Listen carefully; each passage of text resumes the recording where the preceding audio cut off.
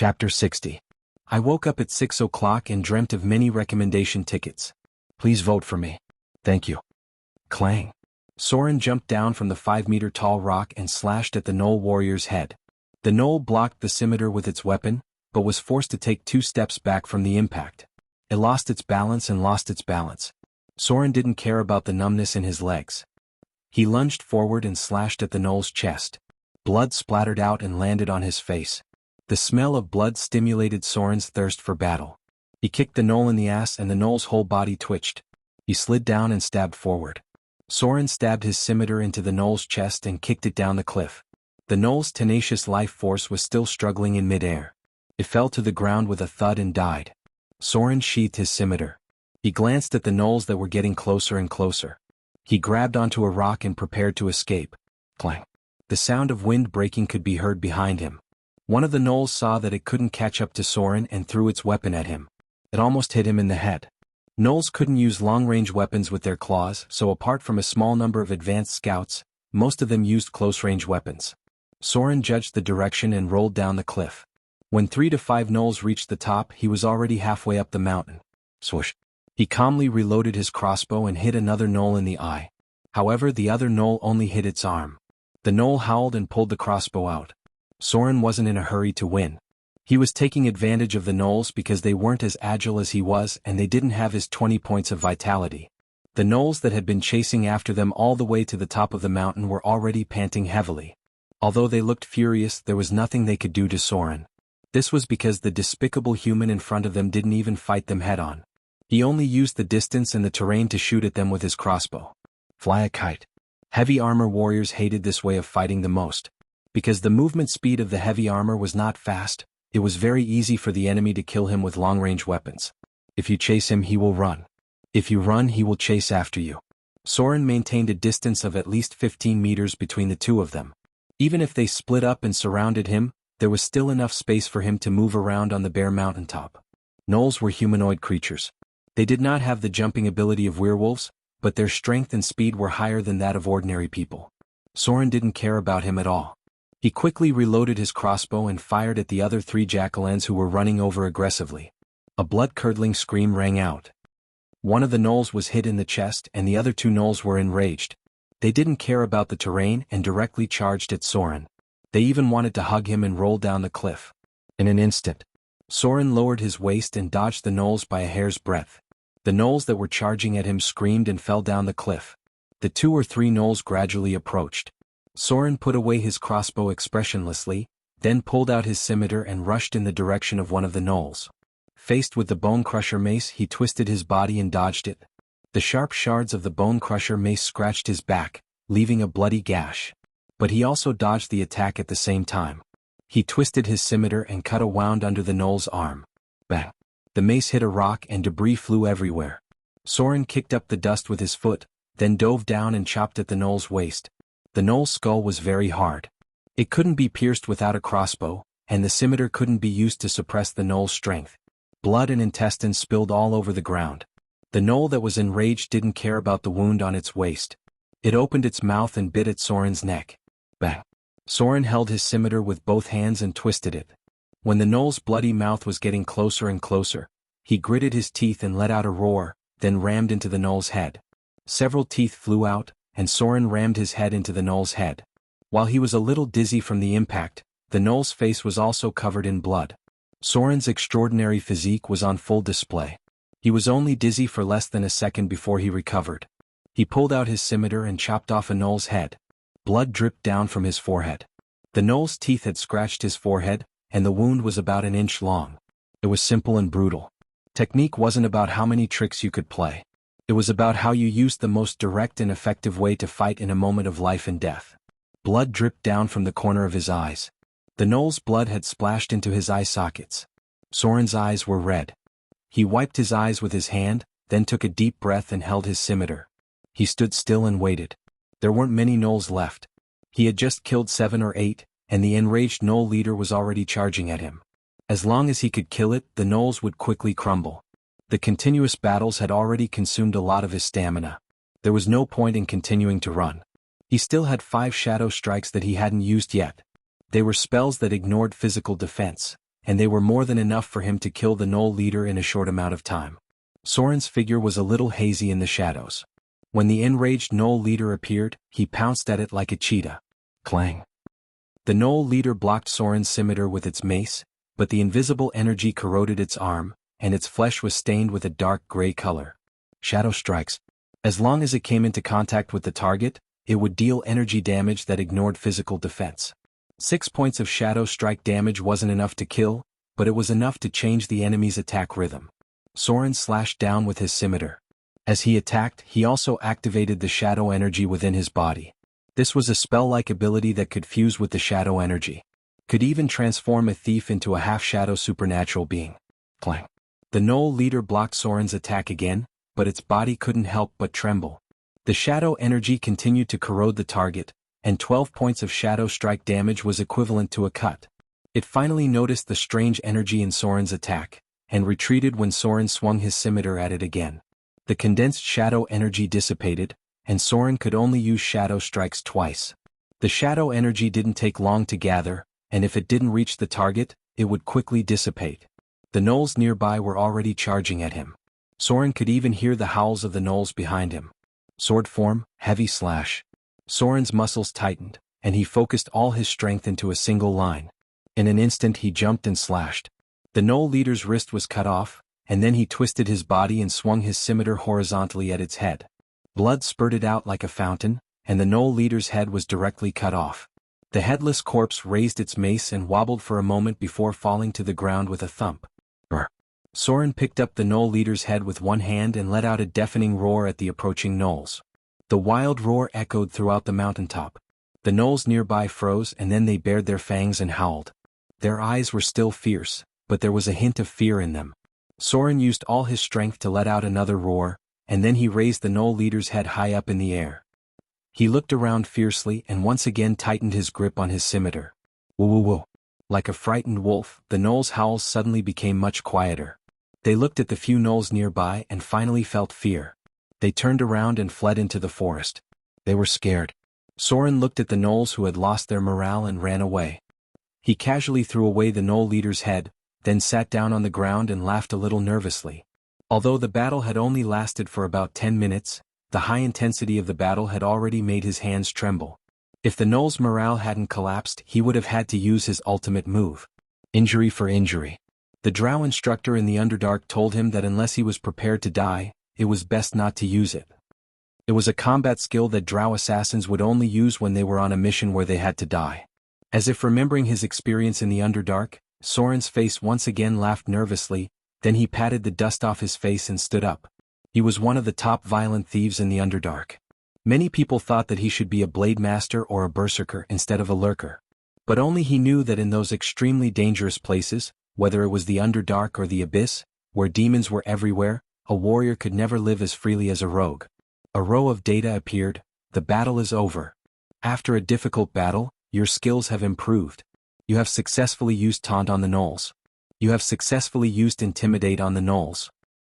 Intimidate +10, Taunt +5, Evasion roll, +2 Evasion shift, +1 Parry +1 Survival +2. You have mastered the combat skill, Sword form, Heavy hack. Chapter 61. 3,950 Slaughter EXP. Even after deducting the 900 EXP he got from killing the kobolds, each advanced gnoll warrior still gave Soren close to 300 Slaughter EXP. These monsters were born with a monster level of 3 and a profession level of 1 or 2, so the Slaughter EXP they got was 10 times more than the kobolds. Of course, it was also more difficult to deal with them. Soren used half a bottle of wyvern venom on them, and it could only last one more battle before it was used up.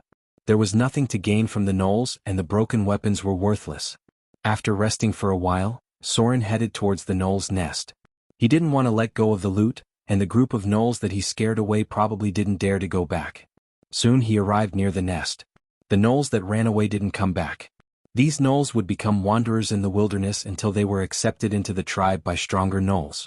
The smell in the nest was terrible, and it was filled with a pungent stench and the smell of blood. Soren saw many skeletons of beasts, humans, and humanoid creatures. There were also traces of bonfires nearby. The gnolls collected their loot in a very messy way, and many of them were stained with blood. He even saw some human skins. The gnolls used the skins of their prey to make simple leather armor. There were many weapons in the nest, and it seemed that they had attacked humans before. Of course, they wouldn't have brought such ordinary weapons. Soren only took out the kindler. There were also some ordinary goods, probably from the caravans that they attacked in the past. There weren't many valuable items. In the end, he found about 100 kindler and 1 or 2 amber stones. What a surprise. These gnolls didn't even have as much money as the kobold sorcerers. Soren washed his hands unhappily, and then put the valuable items in the bag. There was no way he could bring the goods and weapons with him. They were too heavy and he couldn't fit them in the bag. When he returned at night, he would tell the village that maybe they would be interested in sending someone to take them away. These were all daily necessities and they could use them if he brought them back. Soren was ready to leave. But just as he was about to leave, a light caught his attention. He carefully pried open the stone wall with his scimitar, and found a gem hidden inside. Shit. Soren couldn't help but curse. He took out the gem, held it in his hand and looked at it under the sun. He immediately said, "I didn't expect these guys to have such a good thing. They really hid it well." It was a pink diamond. It was only half the size of a fingernail and had not been polished. If it was not for the light that attracted Soren's attention, he would have missed it. Some businessmen would buy this kind of unpolished diamond and bring it back after making money. Firstly, they could carry it with them, which was more discreet than carrying a large amount of gold dirhams. Secondly, they could earn another sum of money after returning to their hometown. Soren. Probably worth 500 or 600 kindler? Soren had never studied the price of diamonds before, but they had always been expensive. Normal diamonds cost about 200 or 300 kindler dollars, and pink diamonds cost about twice as much. This was just a raw diamond that had not been polished. After polishing, it would definitely be smaller, but its value should not be less than 500 kindler coins. Soren put away the pink diamond with a smile. Even though he had looted quite a few valuable items from the corpses of the dwarven adepts, it wasn't convenient for him to sell them. Even a low-grade sorcerer's ring was hard to buy. Whether it was for Vivian or himself, it was a life-saving item. As for the other things such as the Shadow Tentacle spell scroll, they shouldn't be sold. Although he couldn't use it now, copying scrolls wasn't easy at all. Just the basic materials required could reach hundreds of kindler coins. And it wasn't a 100% success rate. If he didn't count the items he looted from the corpses of the dwarven adepts, Soren's total earnings would only add up to 300 or 400 kindler coins, which was barely enough to buy 1 or 2 rare items. Of course, they would only be low-grade rare items. Even the high-grade ones were frighteningly expensive. Soren looked around again to make sure he didn't miss anything valuable. Only then did he quickly leave the gnoll nest. It was getting late. If he didn't want to camp in the wilderness, it would be best for him to go back now. He should be able to return to the village before nightfall. He would then have a good night's rest and go check out the place where the ogres appeared the next day. Those creatures were even more dangerous than the gnolls. Ogres had a monster level of 5, and most of them had advanced professions. Most of them were warriors, while a few of them could become wizards or sorcerers. If they retained their totemic beliefs, the ogre tribes could even nurture shamans. In fact, they were another type of priest, but they didn't worship gods. Ogre shamans rarely appeared in the wilderness, and they usually played an important role in the tribe. Ogres had a monster level of 6, and there were about 3 to 5 of them in the wilderness. If there was a chance, Soren would try to kill them. If the enemy was too strong, he would give up on his target and move on. Ogre Strength Bracers. This item represented how dangerous they were. An adult ogre had at least 18 points of strength, and if they evolved, they would have 20 points of strength. They could also wield weapons that weighed more than 100 pounds. With Soren's current strength, he wouldn't die if he took a few hits from the gnolls, but if he took a hit from the ogres, he would be dead meat. The only obvious weakness was that the ogres were born slow, and their attack speed wasn't fast. If there weren't many of them, he could rely on his agility to dodge their attacks. Under normal circumstances, adventurers would rather face a large group of gnolls than a small group of ogres. This was because even a strength-type shield warrior would be injured by the ogre's attacks. Ogres loved heavy weapons, and even full-body armor was useless. Against these creatures, one couldn't let them get hit. Wherever they hit, they would break. If they were unlucky, it was normal to lose an arm or a leg. Among all the attributes, strength was the one that had the biggest impact on the enemy's damage. Therefore, most of the creatures with higher strength would be harder to challenge, and this was even more so when fighting against the gigantic humans. Soren had experienced this when he hunted down a hill giant. He accidentally brushed against one of the giants, and his arm was broken on the spot. The bone was broken in half, and he used up all his savings to ask a priest to fix the broken bone. However, in the end he managed to kill the hill giant and finally avenged himself. The night was hazy. Soren went back the way he came, and when he returned to the village, he immediately noticed that the atmosphere was not right. The fully armed militia was guarding the area, and many of them had lit torches. When they saw someone approaching, they immediately drew their bows and let out a sigh of relief when they saw that it was Soren. What happened? Soren walked into the village and asked, "What happened?" The militia captain walked out with a serious expression. He glanced at Soren and said in a deep voice, "Lizardmen. The lizard men from the swamp are here. They are well armed and they ambushed our patrol team. We suffered heavy losses. 2 died and 5 were injured." Soren's expression suddenly became serious. He looked around and said, "How many people do you have left? Don't count the normal people. You have to be well-equipped and trained warriors." The militia captain hesitated for a moment and said slowly, "There are 30 more. But we still have a lot of adult men in the village. They can fight with weapons." "That's too little," Soren frowned and looked at him and said in a deep voice, "This is not enough to deal with the lizardmen. I suggest you move to another place as soon as possible." Chapter 62. Lizardmen. They were one of the most annoying creatures in the swamp. Their numbers were huge, and although they were not as strong as the gnolls, they outnumbered the gnolls by more than 10 times. Basically, a small group of lizard men would have 100 or 200 of them. Once a battle broke out, they would send out dozens or even hundreds of warriors. Most adventurers would not provoke them. There was at least one spellcaster in a lizard man group, either a warlock or a droll. These spellcasters were proficient in taming and enslaving monsters. They could not cast many spells, but they could bring some swamp beasts with them. For example, the swamp lizard. It was a monster with a challenge rating of 6.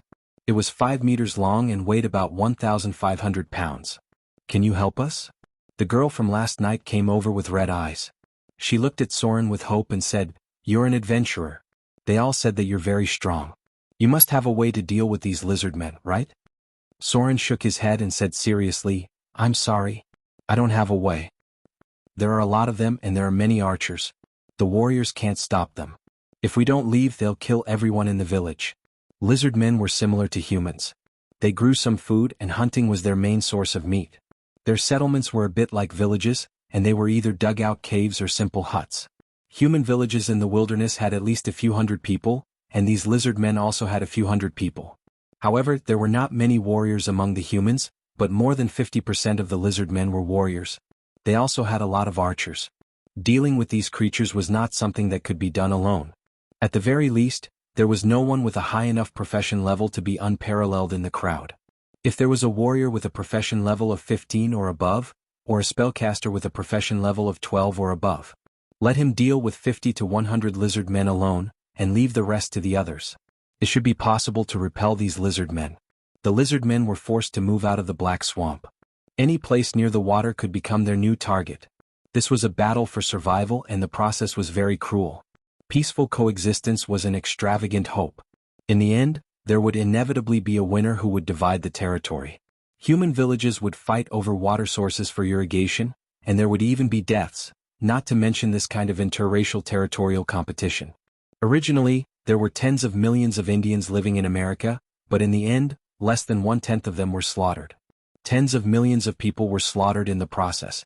This was only a battle between humans.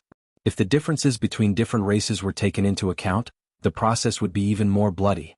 The lizard men would kill all humans including women and children. This world was very bloody and dark.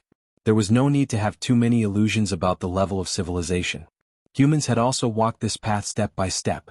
Soren wouldn't risk his life for them. He didn't have the ability and it wasn't worth it. He could only give his own suggestions. It was up to them whether they wanted to leave or not. They had to bear the consequences themselves. Perhaps because of the lizardmen's attack, the militia captain forgot to arrange a place for him to stay. Soren didn't care. He went to the woodshed to rest. Outside, double the number of patrols were arranged. The militia captain was discussing with the village elders whether they should move or not. Leaving home was a very difficult choice. There was a debate between them, but Soren wasn't interested in getting involved. There was a limit to his personal strength if he wasn't at the legendary level. He could deal with a few lizard men but he couldn't do anything more. So he planned to leave tomorrow and continue to observe the situation. Out of vigilance against the lizard men, Soren didn't fall asleep. He closed his eyes and pretended to sleep. They might attack at night. The night was getting darker. Soren didn't fall asleep. He was only in a half-awake state. Suddenly he heard the sound of something falling to the ground. He instantly opened his eyes and climbed up from the haystack. Clang. Soren unsheathed his curved sword and then walked out of the house. There were torches outside.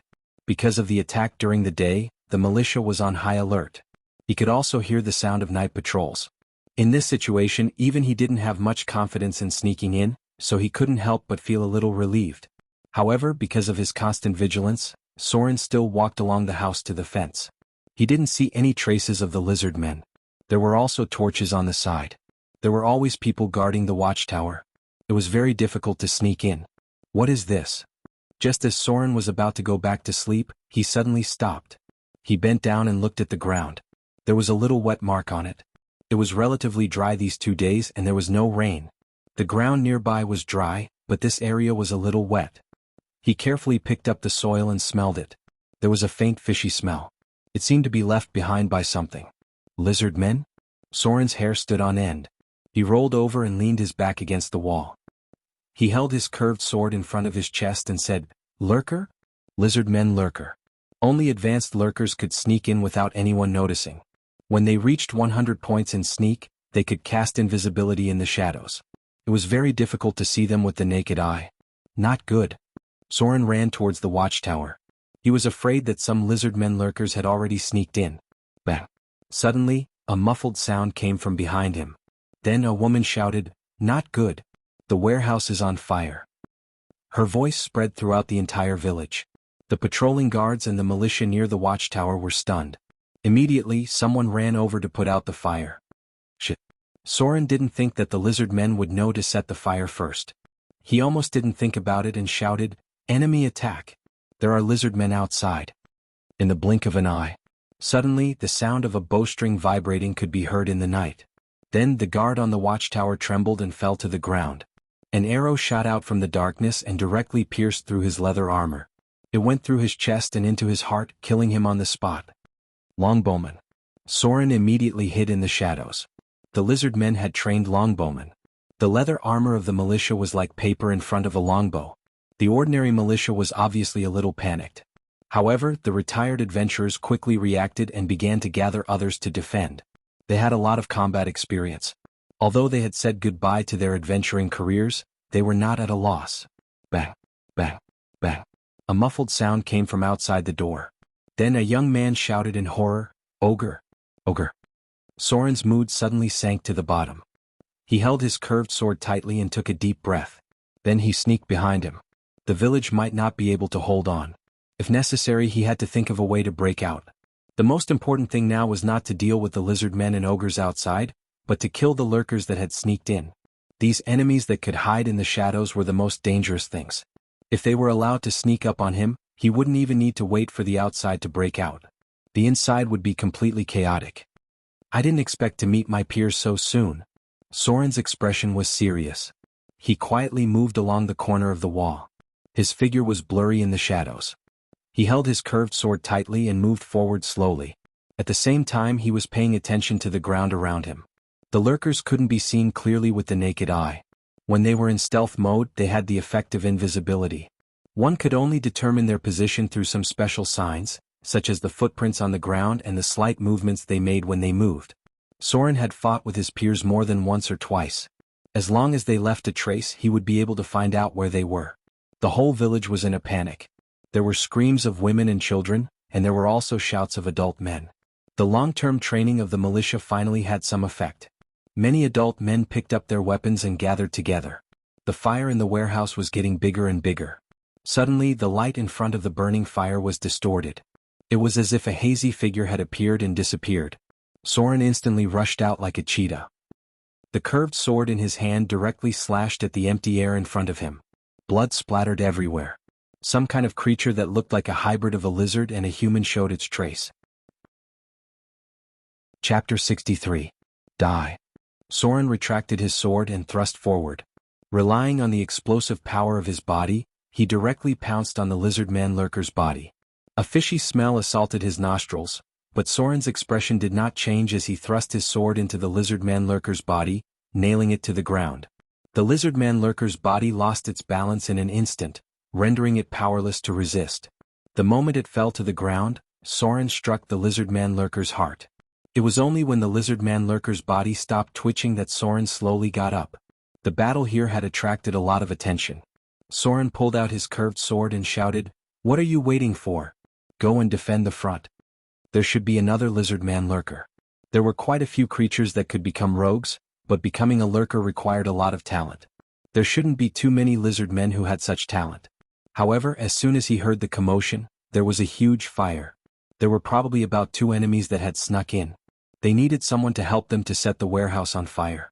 The fire spread quickly, and there were at least 2 or 3 places where the fire was set. Soren once again hid in the shadows. Lizardmen had a natural bonus to strength and dexterity.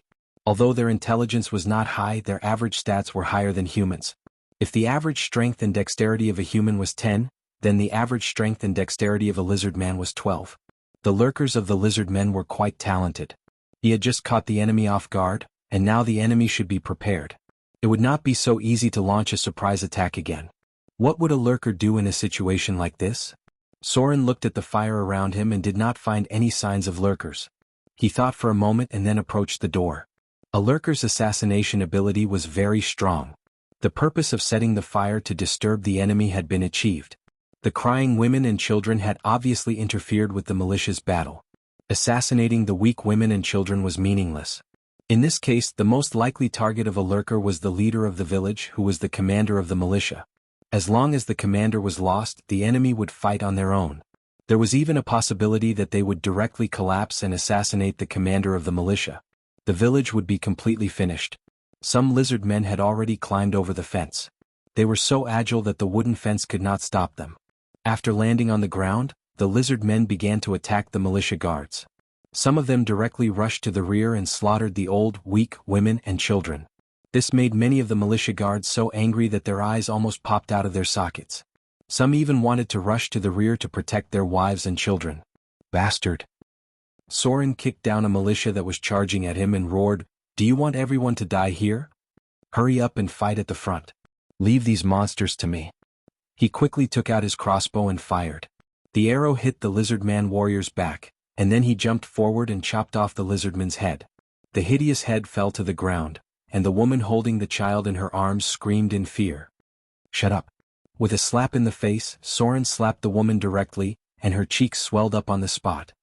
He kicked a long sword in front of the woman, picked her up from the ground and roared, "Don't cry. If you don't want your son to be disemboweled and eaten by the lizardmen, pick up your weapon and fight now. Do you know how to cut people?" The woman was stunned by Soren's slap. She looked at Soren's ferocious expression and was so scared that her legs almost gave out.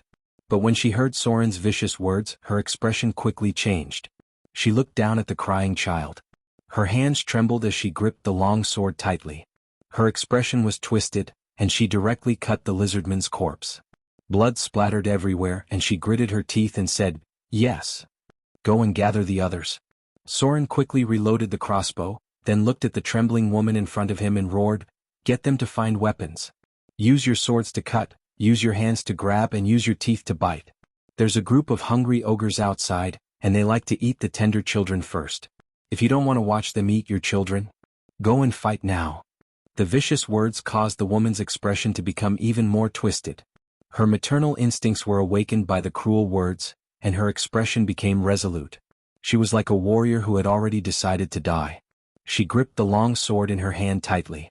Her long years of working in the fields had given her strength that was not weaker than a man's. The woman pulled her child up and shouted to the people nearby. At the same time, she asked the others to gather around her. Very good. Sometimes, vicious words were more effective than heroic encouragement. Soren's expression also became ferocious. The lizardmen warriors that rushed in were slashing and killing, and in just a short while more than 10 people had fallen to the ground. Most of them were old, weak women and children who had no ability to resist. He suddenly jumped onto the roof, determined the position of a lizardman warrior, and then jumped down from the sky. Die. With an angry roar, Soren held the sword with both hands and slashed diagonally at the lizardman's neck.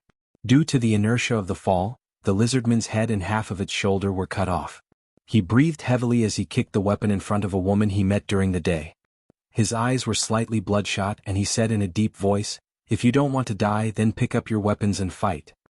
Soren didn't have time to lecture them one by one. He had already used all his strength to shout at the beginning. Everyone nearby could hear him. If this still didn't awaken their desire to fight, then they could only wait for the merciless slaughter. The woman with freckles on her face trembled as she picked up her sword. She opened her mouth to say something, but Soren's figure had already left. He rushed towards another lizard man that rushed in. The young woman took a deep breath, then gripped her weapon tightly and rushed towards the others who had gathered. There were no men or women in this battle. There were only the living and the dead. Soren didn't care about saving ammunition. He loaded his poison crossbow and shot 5 or 6 lizard men in succession. The wyvern's venom paralyzed their bodies. They were killed by the women who had no chance of defeating them. The crazy women tore the lizard men into pieces. The enemies they killed awakened their courage and made them realize that they could also fight. There were still lizard men warriors that were left behind. However, Soren didn't have the energy to care about them. He ran forward looking for traces of the lurkers. These invisible enemies were like daggers on his back. Soren couldn't fight in peace if he didn't kill them. Everyone in the village was mobilized. The people who lived in the wilderness often encountered monsters. Although they lacked training, they were not completely defenseless. As long as they had the courage to fight, they would be able to kill these lizard men even if they had to sacrifice their lives. Over there. Soren's body that was rushing forward paused, and he threw out the curved sword in his hand. Behind the militia captain, the air suddenly distorted. A lizard man lurker appeared and stabbed at his back with a pitch-black dagger. The blade could pierce through the heart from the back, killing the target in an instant. However, the lizardman's body suddenly stiffened, and its attack was diverted. It only managed to scratch the militia captain's back. The militia captain's battle instincts made him quickly turn around and cut off the lizardman's head with his long sword. Soren jumped up and pulled out his scimitar. He didn't even wait for the militia captain to thank him before he shouted, "The village gate can't hold. Archers! Archers, aim at the ogres." The ogres were born with 18 points of strength. They could use weapons that weighed more than 100 pounds. Almost no one in the village could take their attacks head-on. If the ogres were to rush in, the militia's defensive formation would collapse in an instant. Ogres rarely wore heavy armor. The best way to kill them was to use the archers. Bang! The gate of the village was smashed open in the next moment. 3 ferocious-looking ogres, each standing 3 meters tall and weighing over 500 pounds, rushed in. They held spiked maces that were as thick as an adult's thigh in their hands. The moment they rushed in, they smashed out. One of the militiamen used his shield to block the attack. The powerful force shattered the wooden shield and sent him flying 3 to 4 meters away. He fell to the ground and twitched a little. Soon he stopped breathing. His chest was completely caved in. Supernatural power. Soren's expression was ugly as he held something in his hand. Chapter 64. Swoosh, swoosh, swoosh, swoosh. The militia reacted quickly and fired a volley of arrows at the ogres. There were many hunters in the villages near the wilderness, and hunting was their main source of meat. But the problem was that hunters mostly used short bows and hard bows, and their damage was far less than longbowmen. Even if they were shooting at close range, the arrows still couldn't deal any fatal damage to the ogres. On the contrary, they even provoked the ogres to go berserk. The ogres used their thick arms to shield their heads. 2 arrows hit their arms and a few more hit their bodies. They wore simple leather armor and had a thick layer of fat on their bodies. It wouldn't be a problem even if they were hit 10 more times. On the contrary, their skin turned slightly red after they went berserk, and their attacks became even fiercer.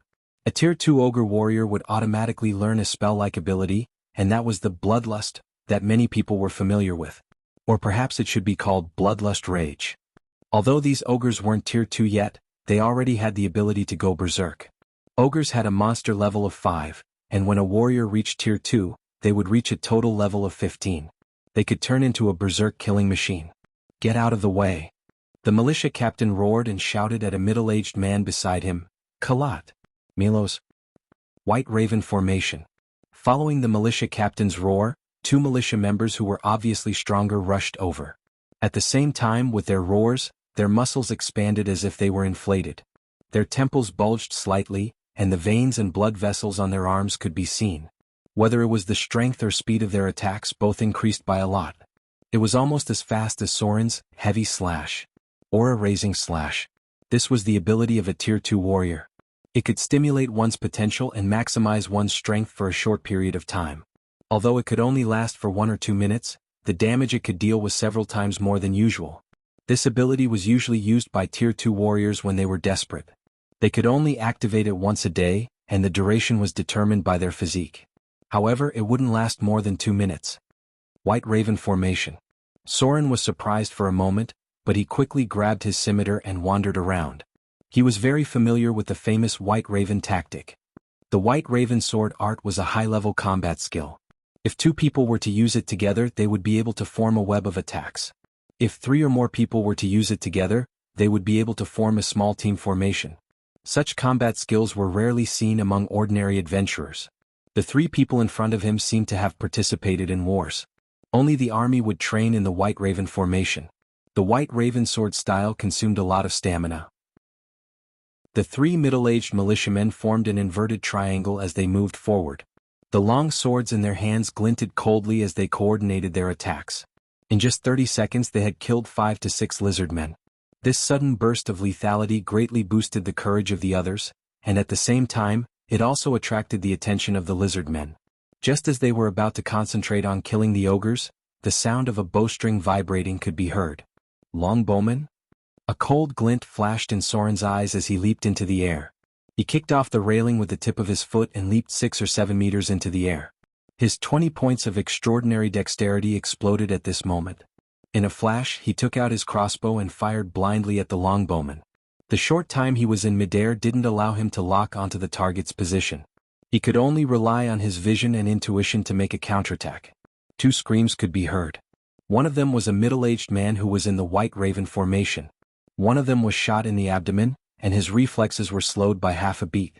His head was smashed by an ogre and white brain matter splattered everywhere. The scene was so shocking that it made the surroundings quiet down. Then a young man's heart-wrenching scream could be heard. The dead middle-aged man was his father. The other scream came from outside. Soren had successfully shot the lizardmen longbowman. Although he didn't know if it was a vital point, the poison on the arrow was enough to make it lose its ability to fight. The longbow required a lot of strength from the human body. Although its lethality was top-notch, its power would plummet after being injured. At most, the enemy could only rely on their will to shoot once or twice. Longbowmen were a very precious fighting profession, and the lizardmen had never exposed them to the battlefield. Bang! A dull thud could be heard from the ground. The militia captain cooperated with the White Raven formation to kill an ogre, but as the time to activate Chi/ ran out, his explosive power began to plummet. When he used his long sword to cut open an ogre's abdomen, his reflexes were half a beat too slow, and he was hit in the arm. His arm was instantly twisted, and he didn't even need to look to know that the bones were completely broken. Without a priest to cast divine spells, he would be crippled after he recovered, and he would never be able to lift heavy objects again. Thump, thump, thump. The morale that had just recovered quickly fell. Half of the militia had died, and although there were still many adult men and hunters in the village, they didn't have much of an advantage against the lizardmen. If there were no accidents, the village would be breached in a short period of time. Then the lizardmen would charge in and start a massacre. The ogres would also eat their fill and pack up the food to bring back. The lizardmen must have paid a certain price to make these ogres attack. The young men in the village tried their best to save the militia captain, but everyone's eyes were filled with despair. The scales of victory were tilted towards the enemy. Soren's face was also very ugly. There were many lizardmen and there were also some archers outside. If he tried to break through, he might be trapped outside. The militia had already begun to shrink their formation. Many of them were trembling as they held their weapons and retreated bit by bit. It was already very difficult to defend the village gate, and if they continued to stay here, they would only be surrounded by the lizardmen. At that time, as long as they occupied the high ground, the archers would be able to kill them all. Heavy footsteps could be heard. The lizardmen temporarily slowed down their attack, and then a dark green lizard that weighed about half a ton appeared. On its back was a shriveled and wrinkled lizard mandrill. It was holding a withered cane made of vines, and there was even a young leaf growing out of it.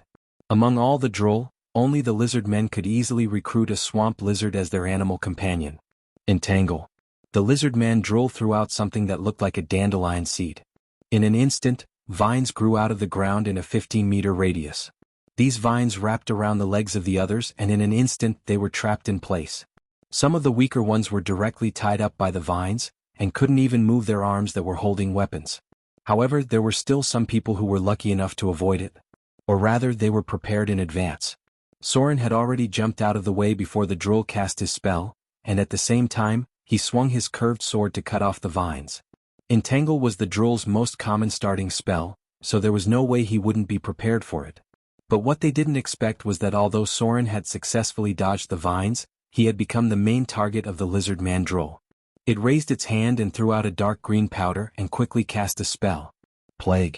Soren's arm instantly became red and swollen, and then the exposed skin on his body bulged with pus within a few seconds. The wound began to fester and pus dripped down along his wrist. He almost couldn't hold the curved sword anymore. A row of data appeared. You've been affected by plague. Plague test of death activated. Enhanced vitality is in effect. You've successfully passed the test of death. You've received 18 plague damage and will be affected by plague for the next 15 minutes. The fallen withered of the droll. Soren looked at the pustules on his arm with a ferocious expression. He was about to break out of the encirclement, but he suddenly stopped. Even if he had to leave, he had to kill the lizard man droll in front of him first. If it didn't die, the militia here would quickly collapse, and it would be difficult for him to break out of the encirclement. You think you're the only one who can cast spells? Soren roared and took out a spell scroll and immediately said, "Pay 2500 slaughter EXP. Profession wizard." A wave of elemental energy appeared, and Soren instantly felt as if there was a magic network in the dark. He tore open the spell scroll and immediately, a burst of shadow energy burst out. Rogues couldn't use high-grade scrolls without enough skill, but wizards didn't have such restrictions. As long as they used mana to activate the spell model on the scroll, they could directly use spell scrolls that exceeded their own profession level. Shadow Tentacles, 4th Circle. Chapter 65. 3 pitch-black tentacles broke out of the ground. They were about the size of a baby's arm, but they were about 30 feet long. The tentacles were made entirely out of shadow energy and wrapped around the monsters in an instant. The first monster to be wrapped around was the ogre. The moment the tentacles touched it, the ogre froze on the spot like a wooden puppet. The power of a level 3 fireball was equivalent to a howitzer, so a level 4 shadow tentacle wasn't as simple as it looked. The highly condensed shadow energy had a paralyzing effect. Any creature touched by the tentacles would have to undergo a test of endurance, or else they would be paralyzed for a few seconds. Although the ogre's strength was high, their vitality wasn't much higher than a human's. Normally, it was around 15 points, so they only had a 50% chance of passing the test of endurance. The tentacles wrapped around the ogre under Soren's control. The 30 feet long tentacles wrapped around the ogre's neck and slowly tightened. Shadow Tentacles, spell casting. Circle 4 summon 3 to 6 energy tentacles within 100 feet. You can use your mind to control them to attack enemies. The energy tentacles can be up to 50 feet long. Any target that comes into contact with them must undergo a test of endurance. Otherwise, they will be paralyzed for a few seconds by the shadow energy. The tentacles have a base strength of 15. Every point of spell power increases the caster's strength by 1, up to a maximum of 25 points of strength. Each point of spell power increases the caster's duration by 6 seconds. Soren's intelligence was 18 points. After his subclass, he had a wizard level 1 spell power of 1 point, and his 18 points of intelligence gave him 4 spell power. In other words, the shadow tentacles had 20 points of strength and could last for 30 seconds. Although 30 seconds wasn't a long time, it was enough to decide the life and death of both sides. Crack. The first ogre that was entangled had its neck snapped. The other 2 energy tentacles wrapped around the swamp lizard and wrapped around its limbs in the blink of an eye. At the same time, they wrapped around the waist of the lizard druid and lifted it up. The swamp monitor lizard let out a furious roar, but even if it had successfully passed the endurance immunity test, it could not break free from the energy tentacle's shackles. At the same time, Lizard Mandrill's neck was strangled by an energy tentacle, directly interrupting his casting process. Die. Soren's expression was ferocious. The pain brought about by the plague had completely ignited his murderous intent. The energy tentacles that he directly controlled began to tighten. The lizard mandrill let out a shrill cry as his spine and neck were snapped. His entire body was twisted into a Z-shape. An energy tentacle with 20 points of strength was enough to crush it. If there was a difference of more than 5 points of strength, the damage caused would be greatly increased. Sometimes it could even cause fatal damage. When an ordinary person with 10 strength fought against a professional boxer with 15 strength, the damage would be completely different. This was also the reason why no one could take the ogre's direct attack head-on. Swoosh, swoosh, swoosh. Only half of the 30 seconds had passed. Before the others could react, Soren quickly controlled the energy tentacles to shoot out. One energy tentacle continued to bind the swamp monitor lizard, while the other two energy tentacles began to mercilessly slaughter the nearby lizard men. The energy tentacles whipped at the nearby lizard men warriors, sending them flying 5 or 6 meters away. When they fell to the ground, their bones were broken in half. A lizard man archer wanted to take advantage of the distance between them and Soren, but the energy tentacles immediately wrapped around him and dragged him down from the 5 or 6 meter tall fence. With a bang, the lizard man archer smashed into the ground. His entire body was almost turned into a meat patty. 30 feet in length meant that the attack range was 20 meters in diameter.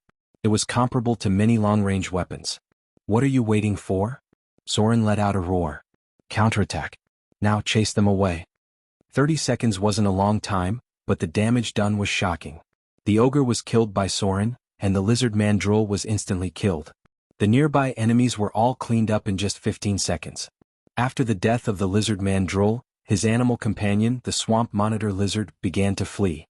Soren attacked again and again. With the 3 energy tentacles as the center, there was not a single lizard man warrior left alive within 20 meters. The 3 energy tentacles crisscrossed and attacked. None of the lizard men present could last more than a second.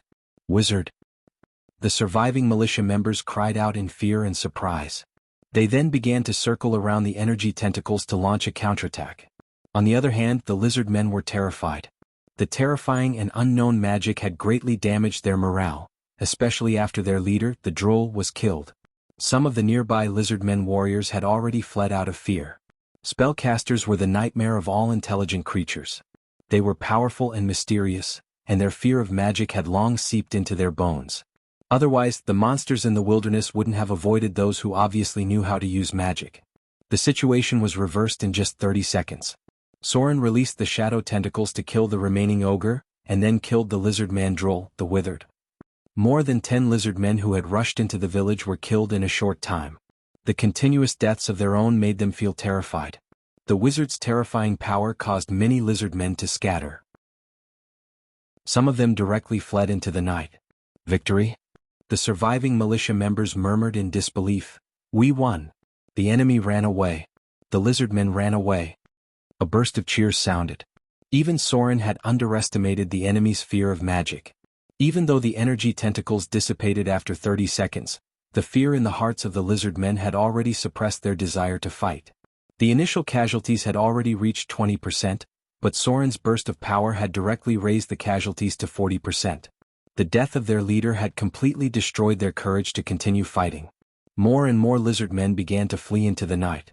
Cheers spread throughout the village. However, after the cheers there were mournful cries.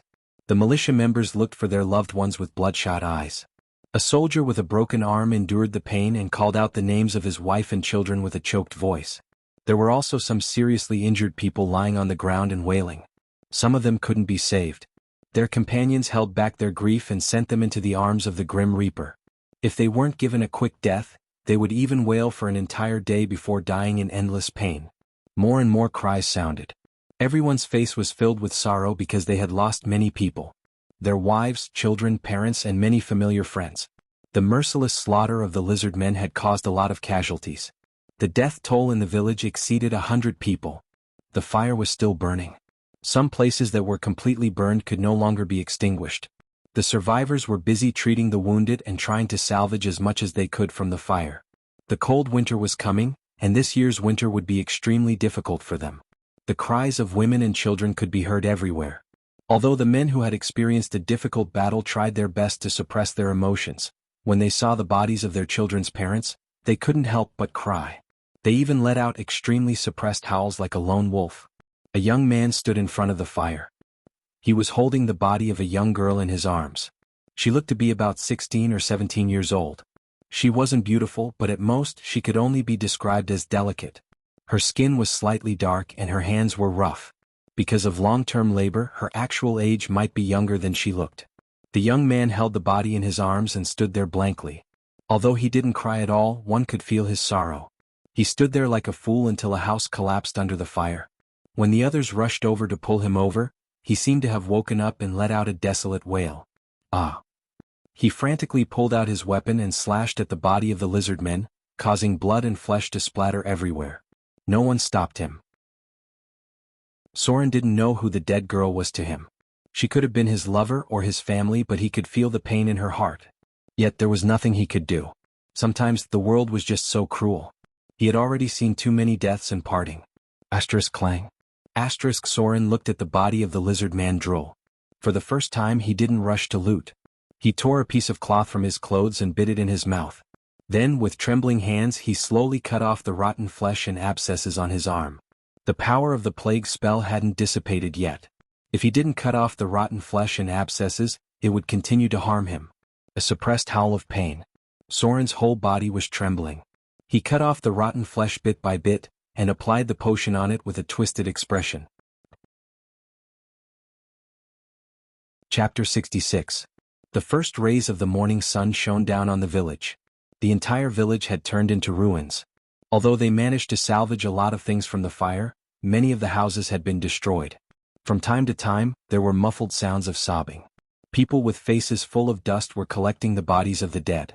From time to time, relatives and friends could be heard crying. This night brought them too much pain, but it also made them a lot stronger. The surviving militia looked like real warriors. They were still guarding the surroundings, guarding against a possible second attack from the lizard men.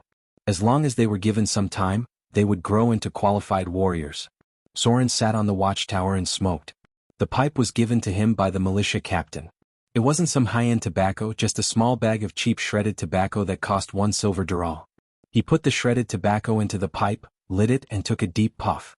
Then he looked into the distance, a little lost in thought. The cruel battle last night reminded him of the turbulent years that were about to come. In the future, such battles would be very common, and there would even be more cruel and merciless killings. His arm was still in pain. The rotten flesh that was cut off was regenerating. The combination of numbness and pain made his expression a little twisted. He trembled slightly as he took a deep puff from the pipe. There were no painkillers in this world. Although he had a digitized template, he couldn't reduce the pain.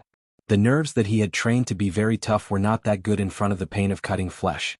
He needed to numb himself a little and temporarily forget about the wound on his arm. Here.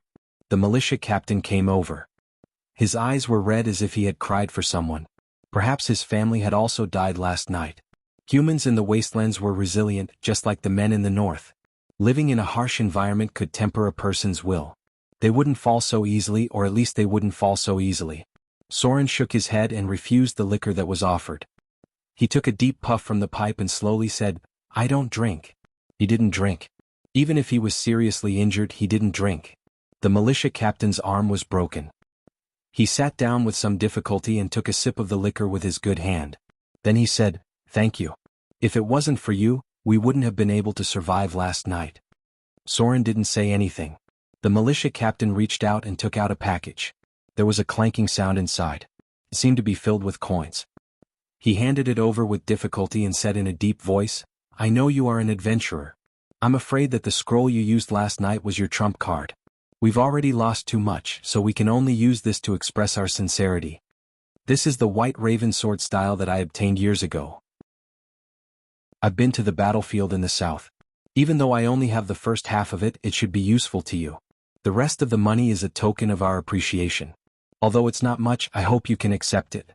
Soren's arm trembled as he put down the pipe. His injuries wouldn't heal that quickly, even if he had the gift of regeneration. He picked up the book on the white raven sword style. It was a handwritten copy of the book. There were some unclear drawings on the book, but he could still roughly understand the moves. Soren pushed back the small bag of coins and took another puff from his pipe. He then slowly said, "I'll take this book, but you can keep the money for yourselves. I'm afraid you'll have a hard time this winter. If you collect some items from the lizard men, you should be able to get by." He turned around and looked at the people behind him. He picked up a withered cane and supported his body. A green leaf was swaying in the wind. He slowly said, "You better leave today. The lizard men won't give up so easily. Something big might have happened in the wilderness. Leave this place and find a place to live. As long as you're alive, there's hope for the future." Soren sighed softly. He waved the pipe in his hand, squeezed out a smile and said, "This pipe is the reward you gave me. I'm leaving now. You should make a decision soon." He left just like that. Most people didn't even notice him. Only a few people watched Soren's tired figure disappear into the distance. He was a rogue, and rogues were such a group of people. It wasn't strange for him to leave quietly like that. He didn't need flowers or thanks. He just did what he wanted to do and started the next part of his journey. Soren went back along the main road. The route was getting more and more dangerous. The lizard men had just attacked the humans near the Black Swamp before he left, but now they were approaching the outer territory of Whiterun. If the lizard men did not stop fighting for territory, a war would break out soon. Whiterun did not pay much attention to the villages in the wilderness, but if the villages that provided tax revenue to the city were attacked, the city guards and garrison troops would be dispatched to deal with them. His injuries wouldn't heal in a short time. He couldn't do any strenuous activities for at least a day or two. Soren prepared to go back along the main road. He had gained nearly 5,000 slaughter EXP from last night's battle. It was enough for him to level up as a rogue or wizard. He needed time to memorize spells. This was a relatively safe place. He wasn't interested in staying to help those people because they were just strangers. Soren didn't even know their names, and they didn't know Soren's name either. They only knew that he was a rogue who could use spells. The lizard men gave a lot of slaughter EXP. The two lurkers gave nearly 1,200 slaughter EXP, the ordinary fighters gave about 200, and the ogre and drool gave Soren almost 2,000 slaughter EXP. Killing spellcasters gave more soul energy than killing spellcasters, but they were also much harder to deal with. Finally, there was the reward after the battle. You defeated the lizard men that attacked at night. After a difficult battle, your skills have improved by quite a bit. Use of magic devices +10, concentration +5, listen +5, search +3, sneak +3, dodge, roll, +2, dodge, shift, +1, negotiate +2, parry +2, heal +2, spell identification +2. You have some understanding of the ability, spell control? The improvement from this battle was very obvious. Not to mention the improvement of many basic skills, just the last ability prompt had already exceeded Soren's expectations. Ability prompt. This was the sign of mastering and training a certain ability. Under some special circumstances, you may directly get the information of a certain ability. Then, after a period of training, you can slowly master this ability. Although, spell control was only the most basic casting ability for Soren, it meant that he could save a necessary ability point. This was a great help for him to level up as a wizard, because there was no ability reward for his part-time job as a wizard. Only when he reached level 3 as a wizard would he be able to get his first ability point. Soren's strength didn't increase by much as a part-time wizard. He only got 4 rank 0 spell slots and 1 rank 1 spell slot. From now on he would get an increase in the number of spell slots for every wizard level, and at the same time he would get an extra rank 0 spell slot. High-grade wizards and warlocks had a lot of rank 0 spell slots, sometimes so many that they couldn't even use them all. However, rank 0 spells were very weak because they were called cantrips, which were considered unorthodox spells. Unless you were a talented caster like Vivian, you would rarely use rank 0 spells in a battle. There were no rank 0 spells in the spellbook. This was because wizards rarely copied down cantrips. Their spell models were relatively simple, and some of them didn't even require casting time. For example, the most commonly used Magician's Hand. That was why Soren hadn't mastered any rank 0 spells yet. He needed to go to the city spellbook shop to buy rank 0 spell copying scrolls. These scrolls were very cheap, only 1/3 of the price of a rank 1 spell. Most of them were things that only wizard apprentices would need. Soren was lucky enough to not encounter any enemies after a day of traveling.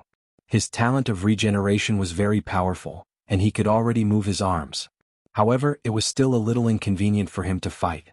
He found an inn in the nearest town to rest. Since the roads to Whiterun were blocked, this small town that relied on trade to make a living was a little depressed. He could hear the complaints of the residents. They were all complaining about the high taxes they collected every year, and they couldn't even solve this little problem. They didn't know how long it would take. Soren entered the room that was arranged for him and told the innkeeper not to disturb him. He needed to level up as a wizard and start memorizing his first spell model. This would take a long time and he couldn't be disturbed. If he didn't tell the innkeeper in advance, who knew if the innkeeper would come knocking on his door? After all, Soren was a half-elf with 16 points of charm. Judging from his appearance, he could be considered a handsome human if it wasn't for his cold expression. Chapter 67. In a quiet guest room. Soren slowly closed his eyes and began to sense the magic network, which was also known as the weave, by spellcasters. The weave was a formless energy field that existed in many parts of the universe. Its greatest use was to help spellcasters construct spell models, and then condense the energy of nature to form spell slots and store them. Once the spell slots were stored, all one needed to do was to activate them with words and actions, and they would be able to quickly draw energy from the surroundings to cast spells. The energy of nature itself was very violent and not easy to control. Without the weave, it would be much more difficult to cast spells. Another use of the weave was to limit the abilities of spellcasters, and prevent powerful spellcasters that even the gods feared from destroying the balance of order. It was a tool that helped spellcasters with insufficient talent to cast spells more easily, and it also prevented spellcasters with extraordinary talent from threatening the domain of the gods. All in all, the weave was a very important thing. Without it, the number of spellcasters in the world would decrease by 90%. The faith network of the gods was also connected to the weave, but it was located at the highest level of the weave. Divine spells were fed back from the power of faith. The weave helped spellcasters control energy, and normal spellcasters could access the surface of the weave. Meditation. This was the simplest way for a magus to sense the weave. It was no different from sitting in meditation, and there was no need for any particular posture. The key was to let go of one's body and mind, gradually forgetting about one's senses, and then extend one's consciousness to the energy in the outside world. Soren had directly skipped the initial accumulation period of meditation, which meant that he did not need to meditate for a long period of time like an acolyte before being able to access the surface of the weave. As his senses gradually expanded, Soren faintly touched a layer of formless energy field. It looked like a spider web formed by countless invisible lines, and the squares in between were the spell slots used by magi. These were the spell slots on the surface and could be used to cast rank 0 spells. The weave was only a channel to help with casting spells. The real power was in the mind of a magus, which was the spell model constructed in the mind. After successfully connecting to the weave, Soren stopped meditating. Meditation was not the main method for magi to increase their strength. Their true strength lay in the development of their brains. The greatest use of meditation was to help them understand the weave and then extend it to the most external energy. Upgrade wizard profession rank. Soren wasn't in a hurry to analyze the spell model. Instead, he began to level up his profession. A higher wizard's level would allow him to interact with the magic net, which would speed up his analysis of spell models. Wizards needed 50% more slaughter EXP to level up compared to other professions, and there was a 20% EXP penalty if it was a subclass. Leveling up to level 2 rogue only required 200 slaughter EXP, but leveling up to level 2 wizard required 300 EXP. Wizard profession raised to level 2. Received 22 INT 18 plus INT 18 to 10, asterisk 0. 5, skill points, HP increased by 9, profession HP 4 plus. Con 20 to 10, asterisk 0. 5. Obtained 1 free attribute point. The biggest advantage of subclasses was that they could receive additional free attribute points. The disadvantage was that it was very difficult to raise a profession to a higher level. In the beginning, many people liked to subclass 4 professions at the same time, but the result was that unless they succeeded in slaying a god, their profession's levels would not be high. This was because the first subclass had a 20% slaughter EXP penalty, and the second had a 40% slaughter EXP penalty. At the same time, the subclass required 5,000 slaughter EXP. The third subclass was even more ridiculous. Not only did it have a 60% slaughter EXP penalty, but it also required 10,000 slaughter EXP. This subclass penalty was applied to all professions levels. In other words, Soren would have to pay an additional 20% slaughter EXP to level up his rogue profession. Under normal circumstances, there were very few people who could subclass that many professions. This was because subclasses had attribute requirements and required a lot of time. Even the talented NPCs in the storyline, or the sons of God with extremely high attributes, could only subclass around 2 professions. Only a few gods could subclass multiple professions at the same time. Subclasses required more time and energy, and converting them into slaughter EXP required more soul energy. Before reaching level 5, the amount of slaughter EXP required to level up was not much. However, from level 2 onwards, the amount of slaughter EXP required to level up would increase exponentially. At level 3, the amount of slaughter EXP required would be astonishing. The higher the level of subclasses, the harder it would be to level up. At that time, there would not be enough enemies in the mortal world. It would be impossible to level up without exploring the underworld and the outer planes. For example, if one wanted to reach the realm of legends, they would have to go to the abyss. Assign free attribute points to intelligence. Although Soren wanted to increase his dexterity, considering the impending collapse of the weave, he decided to increase his intelligence to 20 points first. This way he would not lose his spellcasting ability in the future. The skill points gained from leveling up as a wizard were allocated to knowledge. One of the most important factors for a wizard's mastery of spells was the amount of knowledge and skill points he had. However, with this ability the spell wouldn't be interrupted, and it could also passively increase the focus of one's basic skills by 10 points. Then there was the ability, mobile spell casting. As the name suggested, it strengthened the ability to cast spells while moving. When casting a spell it could be interrupted by an attack, and it could also fail while moving. This was especially true in the future when wizards learned high-speed movement spells, as well as higher-grade flying spells. Without this ability the chances of failure were as high as 50%. Both of these were very important abilities. However, Soren's heart was obviously a little hesitant because he was more inclined towards encyclopedic memory. First of all, it could increase knowledge. Second, it could further strengthen memory and comprehension. The additional 10 points of knowledge were also very helpful in mastering spells. More importantly, it was a natural ability. This ability couldn't be learned through training, and Soren also knew that with this ability, as his knowledge increased, he could learn an additional ability. Encyclopedic ability, your knowledge has become more and more astonishing. You have an understanding of almost every field. As you accumulate more knowledge, you can comprehend most things by analogy. Your learning speed is several times faster than others. This is not only limited to knowledge but also a variety of combat skills. You know how to calculate the axis of a weapon's weight and use it to maximize its power. However, you don't only know these. With the accumulation of knowledge to your current level, you can directly transform it into real power. Knowledge plus 10. Prerequisite, have, encyclopedic memory, ability, 250 knowledge. Focus, basic skills. Your focus ability can be used in many ways. For example, the success rate of casting spells, the speed of entering the state of meditation, the effect of meditation, the success rate of copying scrolls, the success rate of making magic staffs and rare items, etc. More often than not, a focused person will gain more insight when they focus on something, even if it's learning combat skills. P.S. Focus also has a bonus effect on the warrior's training. Chapter 68. In the end, Soren decided to take the encyclopedic knowledge ability. The other three abilities could be learned through training, but the innate ability was very difficult to obtain through conventional means. Encyclopedic knowledge was a very useful ability. If it wasn't for the eidetic memory ability, many people would have taken it from the very beginning. When Soren chose the new ability, the slaughter EXP cost had reached nearly 3,000 points. Wizards already needed a lot of EXP to level up, and now there was an additional penalty for taking a subclass.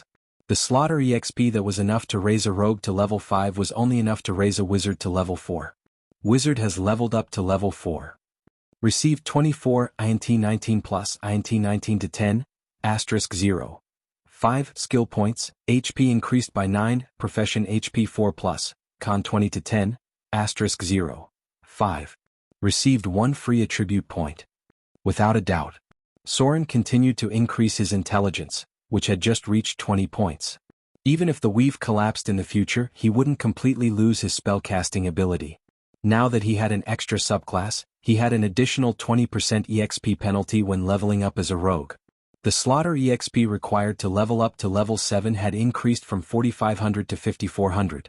The more subclasses he took, the slower his speed of leveling up. Even though there's an additional 20% EXP penalty, I also received 2 extra attribute points. Soren looked at his stats and murmured, overall it's not a loss. At least after mastering spells, the increase in combat strength is very obvious. The 20% EXP penalty was already very serious, especially after leveling up later on. So Soren basically gave up on the idea of taking another class. If possible, he would try to level up to one of the classes. The most obvious benefit of taking a subclass in the early stages was the extra attribute points. He could use Slaughter EXP to exchange for more attribute points. If he took 4 classes at the same time, he could even get an extra 6 free attribute points. However, the downside was that leveling up was very slow. The 60% EXP penalty was torturous, and it wouldn't be so easy to become a high-grade class in the future. The skill points were mainly allocated to literacy. Soren raised it to 90 points, and then allocated 5 points to spell identification. There wasn't much slaughter EXP left. After Soren distributed all the abilities, the current data page had become: Name, Soren. Race, half-elf attributes, Strength 14 plus 2, Dexterity 20 plus 1, Constitution 20, Intelligence 20 plus 1, Wisdom 15, Charm 16. Alignment, Lawful Evil Profession, Level 10 Commoner / Level 6 Rogue 05400 / Level 4 Wizard 1252750, Grade 2 HP, 9, 090 Experience, 1875, Slaughter EXP, 150, Profession EXP, unassigned. Due to the recent incidents, the city didn't focus on the investigation of the fire. Now, the entire city was talking about something else. Amber City had been reduced to rubble. In this era, information spread very slowly. It had been a long time since the news of Amber City's destruction had spread. Although Soren had already guessed it when he heard the news, he was still speechless for a long time. A city had been destroyed just like that. The number of casualties couldn't be calculated, but it was likely to be more than 10,000 people. This news shocked many places, and many churches even sent out high-grade professions to investigate. Some of them even had legendary realm professions. Some churches sought answers from the righteous gods, but surprisingly they didn't receive any response or oracle. Although priests could still receive divine spells, it seemed that all the gods had suddenly disappeared. They no longer responded to the prayers of their believers, and some rituals couldn't even summon their will. It was as if the prayers of the gods had sunk into the ocean, and there were no waves. This news was tightly sealed, but many people still sensed it. Something big seemed to have happened in the kingdom of the gods. All the gods had recently fallen into silence. Priests could still receive divine spells through prayers, but they could no longer contact the gods that they believed in. Chapter 69. There was a sense of panic in Whiterun. After the news of Amber City's destruction spread, there was another piece of news that was spreading around. That was, the elite survey corps sent by Whiterun were directly killed by the two-headed ogre, and it was a merciless slaughter. Only a few people escaped back alive. News said that the two-headed ogre was a high-grade wizard, and its power was enough to threaten the safety of Whiterun. The strength of a class holder would not be written on their face. If the ogre did not use its full power, it would be a test of one's eyesight. The two-headed ogre had the ability, multicasting. This was the most powerful innate spellcasting ability. Even the gods couldn't easily obtain it. As the name suggested, it could be used multiple times. A two-headed ogre's head could use 2 types of spells.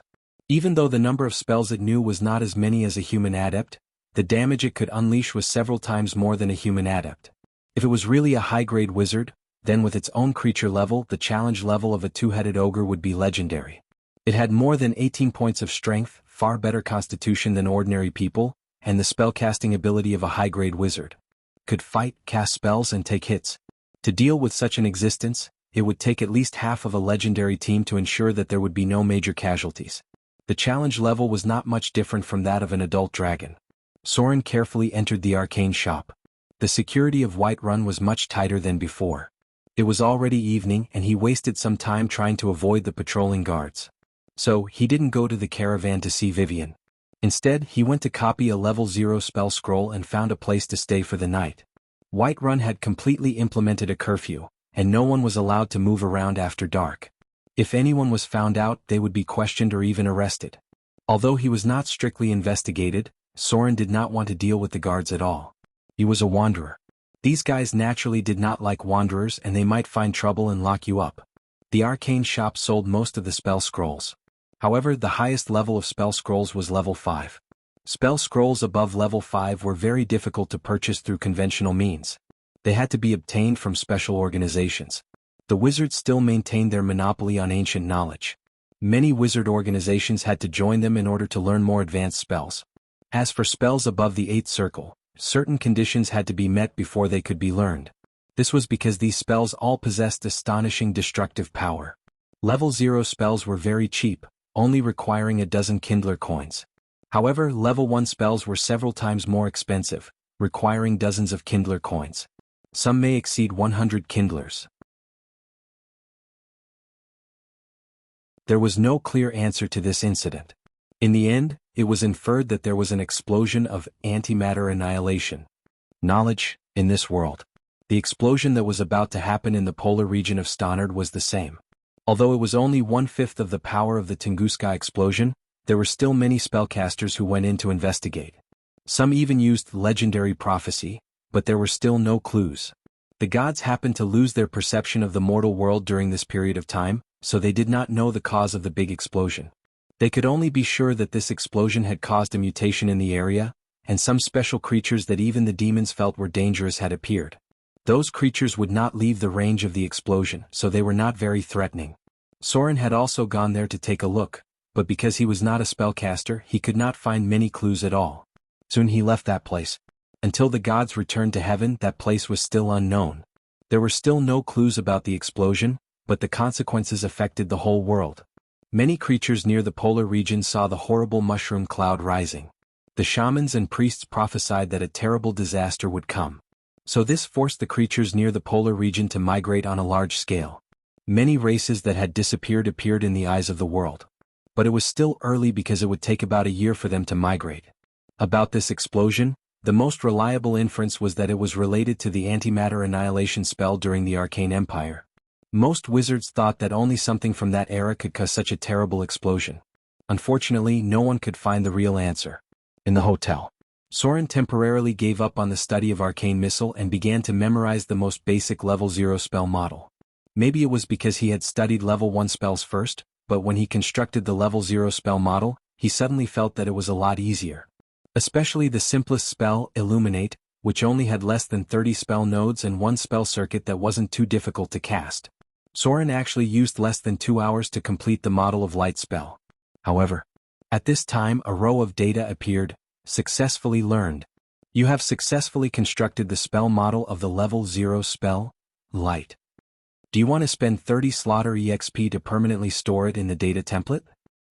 After permanently storing it, you will not need a spellbook to memorize it again. That works? Soren's face showed a hint of surprise, and then he chose to confirm. Then a stream of data appeared, and the data in his brain automatically formed the light spell model. Soren tried to cast the spell, and a flash of light appeared on his fingertips. As the spell slots were consumed, the spell model that was originally successfully constructed disappeared. He slowly closed his eyes and found that his brain had indeed memorized the original spell model. He did not need to memorize it in the spellbook.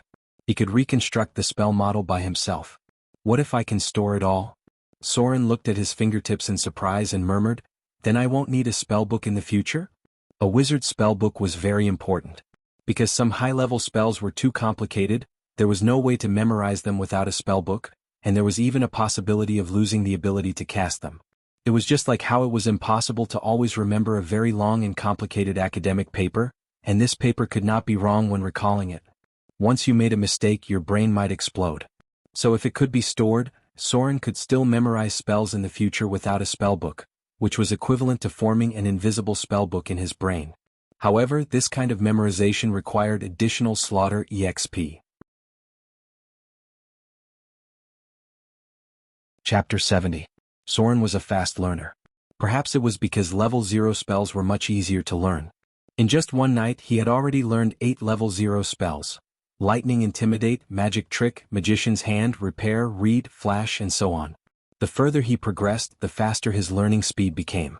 Eventually, he only needed half an hour to complete the construction of a spell model for a basic level 0 spell. However, Soren spent about 300 slaughter EXP to permanently memorize these level 0 spells. When he was about to memorize the 9th level 0 spell, the familiar feeling of dizziness returned. Soren knew that it was because he had exhausted too much of his spirit, and his brain couldn't take it anymore. He put down the spellbook and went to sleep. Before he went to sleep, he tried to meditate again. This time he successfully entered a state of meditation, but it was not a deep meditation that allowed him to sense the magic net. It was just a light meditation that allowed him to sense the elements around him. By the time he woke up from his deep sleep, it was already the morning of the next day. "I can't believe I can fall asleep while meditating." Soren got up and rubbed his head. He then stood up and packed his things. Meditation was a state similar to sleep. High-grade wizards could use it to replace sleep. In the end, Soren's mind was empty, and he felt like he had fallen asleep. However, at the same time he was also able to sense the outside world. It was a very interesting feeling. He went downstairs to grab something to eat, then headed back to the caravan's base. Whiterun was heavily guarded, but there were not many problems moving around during the day. At the very least he would not be questioned by the guards. If he moved around at night, the guards would interrogate anyone who looked suspicious. Recently, the guards had put a lot of people in the prison, and it was impossible for them to get out without paying a certain amount of money. Soren heard people complaining yesterday that the guards were planning to use this method to raise money. The Northland caravan was still in the city. No one could leave and they would be stuck there for at least a month or two. If Whiterun didn't do anything, they might have to spend the winter in the south. Even the mistress of the caravan, a high-grade northern witch, might not be a match for the two-headed ogre. She would have no problem passing through the ogre alone, but it would be impossible for her to lead such a large group of people. The leader of the guards was training the others. When he saw Soren, he couldn't help but reveal a hint of surprise. As a Tier 3 Northern Barbarian, the guard captain's job level was roughly level 10. Although Northern Barbarians could go berserk, they were still considered an advanced class for warriors. Berserk wouldn't affect one's mind, but there was no way for them to gain as much power as barbarians. He took a deep look at Soren and seemed to have sensed the increase in his strength. He slowly said, "Master said that you can come and go as you please." Soren nodded slightly and glanced at the others who were training. He had trained for a period of time before, but the amount of class EXP he gained from training was too little. Each training session didn't even give him 10 or so points, and the most he could gain in a day was a little over 100 points. Therefore there were almost no people who trained to improve their strength. Most of the professionals chose to improve through killing. However, for the natives, training was the main way to improve their strength. Class EXP wasn't as useful as killing EXP. Soren pushed the door open and walked in. There was a maid cleaning the hall. She glanced at him and brought him to the living room on the side. Obviously, the mistress of the caravan had already told her to come. The waitress brought him a cup of milk tea. This kind of drink was very popular among nobles, but it was made using tea bricks with milk and powdered sugar inside. Soren was not very used to this kind of thing. After all, this was a witch's house. He just sat on the sofa and waited quietly. Creak. The door to the living room slowly opened. However, it wasn't the mistress of the caravan who walked in. Instead, it was a woman with long hair that reached her waist. She wore a long dress and a diamond necklace around her neck. There were 3 rings on her fingers, an agate ring, an emerald ring, and a strange ring with runes engraved on it. There was a pink scarf tied in front of her chest. He could vaguely see the curves of her curves. There was also an unusual accessory on the scarf. The woman looked very young, but Soren knew that she wasn't as young as she looked. Not to mention other features, just the aura of a mature noblewoman was not something a young woman could possess. She wore an exquisite dress with lace, and there were strange patterns on her red high heels. Her black stockings were embroidered with rose patterns, but the patterns made Soren cautious. Stockings were an invention of the witches. They were one of the achievements of alchemy and they were very expensive. Normal stockings could cost 10 Kindler coins. The woman in front of him was wearing spider silk. If Soren wasn't mistaken, the material came from the Underdark. Haha. The woman chuckled and walked over with her cat-like steps. She looked at Soren with great interest. Her lips curled into a playful smile. "You're Vivian's brother? That little guy named Soren? Just as I thought, you're a handsome young man." Her eyes were full of seduction, and her expression seemed to be teasing him. She raised her finger and beckoned him over. "Come here, little guy. Let me take a good look at you. I'll help you check your body." Haha. Amidst her flirtatious laughter, she approached bit by bit. She looked like a resentful woman who was about to explode with lust. Hold human body spell. Soren cast another spell, and the ring on the mistress' hand glowed brightly. Soren's body stiffened as he levitated in the air, and the inertia from his jump caused him to slam into the beautiful woman in front of him. At the same time, his scimitar hit a protective force field and fell to the ground. Enough. The mistress of the caravan was so angry that her chest heaved up and down. She shouted, "Mother! You really need to restrain your actions. This is my territory, and I'm sure you still remember how to show respect to a high-grade witch." "Good girl." The woman's voice was so sweet that it sounded like she was about to drip water. The blush on her face faded a little and she said like a little girl who had been wronged, "I was just saying hello to him." The mistress of the caravan's face turned pale and she shouted, "Do you need to use a charm spell to say hello? Mother. Your behavior is getting more and more out of line with your position. I think you should really reflect on it. Otherwise, the council will definitely imprison you." Labyrinth. The woman's expression changed drastically and she said in shock, "Good girl. Are you serious?" Echo was still in the same place, but the woman was nowhere to be seen. She had been teleported into a different dimension of the labyrinth. The mistress of the caravan took a deep breath and calmed herself down. She then looked at Soren and waved her hand to dispel the spell. "I'm sorry. Vivian is in the lab at the back. Come with me." Without giving Soren a chance to ask questions or explain herself, the mistress of the caravan waved her hand, and the broken things in the room floated into the air. She then snapped her fingers and everything began to repair itself. Soon, the messy living room was restored to its original tidy state. Mage hand. Repair. Soren was silent for a moment, then he picked up his scimitar and followed the mistress of the caravan. His face was expressionless. The mistress of the caravan was much more powerful than he had expected. If she could cast 2 level 0 spells with such ease, she must have mastered at least 5 metamagic abilities. It was only a matter of time before she became a legendary witch. Chapter 71. Not long after Soren left the room. About a minute or two later, a teleportation gate opened in the living room. Then, the seductive woman's slightly disheveled figure walked out. She tidied up her dress and tucked her long hair behind her ears. Then she touched the necklace on her neck and complained, "You brat. You're serious? I'm your mother. How dare you use a maze spell on me?" The beautiful woman seemed to be in a bad mood. She looked around the living room and opened a portal with a wave of her hand. "I'll teach you a lesson once I figure out the secret behind the cards of fate." Inside the room, the mistress of the caravan stopped in her tracks. She knew that the beautiful woman had broken her maze spell. She let out a sigh and tapped her finger on the wall.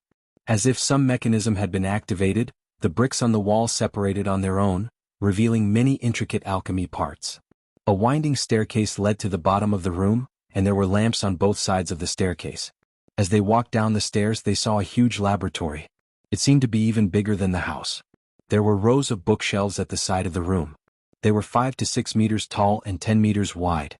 There were hundreds of books on each shelf. There was also a small ladder at the side.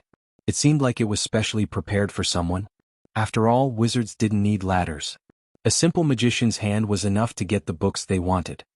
Vivian is reading. I cast a soundproof spell to prevent her from disturbing her. Gloria turned around and looked at Soren. She tapped on the wall and an invisible energy screen disappeared. She then pushed the door open and entered the room. Soren looked around curiously. In addition to a large number of books, there were also many alchemy instruments and various bottles and jars. There were many powdered materials that he could not recognize at all. The only thing he was familiar with was the distillation and purification device. He used it a lot when he was a thief, mainly to purify the toxins of potions. Vivian's small figure was sitting in front of a desk. There were all kinds of books piled up at her feet, almost as tall as her. The little girl held a quill in her hand and was drawing something on a piece of white paper. There was a large paper basket below, which was already filled with many densely written balls of paper. The little girl's expression was so serious that she did not hear the footsteps of the two people. She tilted her head and flipped through the book quickly. From time to time she would jot down something as if she found it difficult to understand. She unconsciously put the quill in her mouth and bit it. When she came back to her senses she quickly spat it out. "Vivian." A rare smile appeared on Gloria's face. She raised her hand and waved. "Soren is back. If there's anything you don't understand you can think about it tomorrow. Big brother?"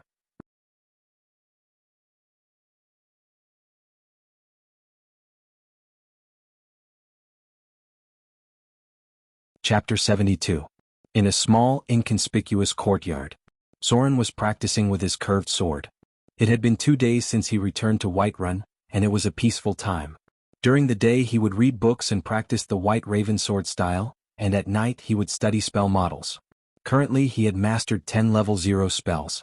There were hundreds of low-level cantrips, and he could only pick the ones that were useful to him. His research on the level 1 spell Arcane Missile had also reached 80%. If all went well, he would be able to master his first official spell by tonight. As his research progressed faster and faster, his understanding of spell models also gradually increased. Many spell models were similar. High-level spells often contained lower-level spell models. For example, the level 2 spell, Acid Arrow, had a complicated spell model with hundreds of thousands of spell nodes. However, many of its internal structures overlapped with the level 0 spell, Acid Splash. The same was true for Soren's Arcane Missile. In the future, if he were to learn the level 4 spell, Secondary Missile Storm, he would be able to transfer the spell model of Arcane Missile into it and greatly reduce the learning time. Arcane Missile could fire up to 5 energy missiles at once, and Secondary Missile Storm could fire up to 15 to 25 energy missiles at once. The more he studied, the easier it became to understand the structure of spell models. However, learning the White Ravensword style was not fast enough. It would take a long time for him to master a mid-level combat skill like this. Normally, it would take at least 3 to 5 years for one to master the White Ravensword style. Thus, even though Soren was talented, he had only learned a few techniques in the past few days. He was far from being proficient in it. There were not many shortcuts in combat skill training. Back then it took him a long time to learn sword form, cross slash. At noon he would go to the caravan's base to accompany Vivian. The autumn afternoon sun was very warm.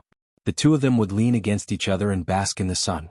The little girl would often fall asleep on top of him. She was still growing, and because of the heavy workload she was quite sleepy. If there was something new, the little girl would lie on his lap and talk to him about what she had learned and what had happened today. In the end, she would unknowingly fall asleep. Learning spells was actually a very boring thing.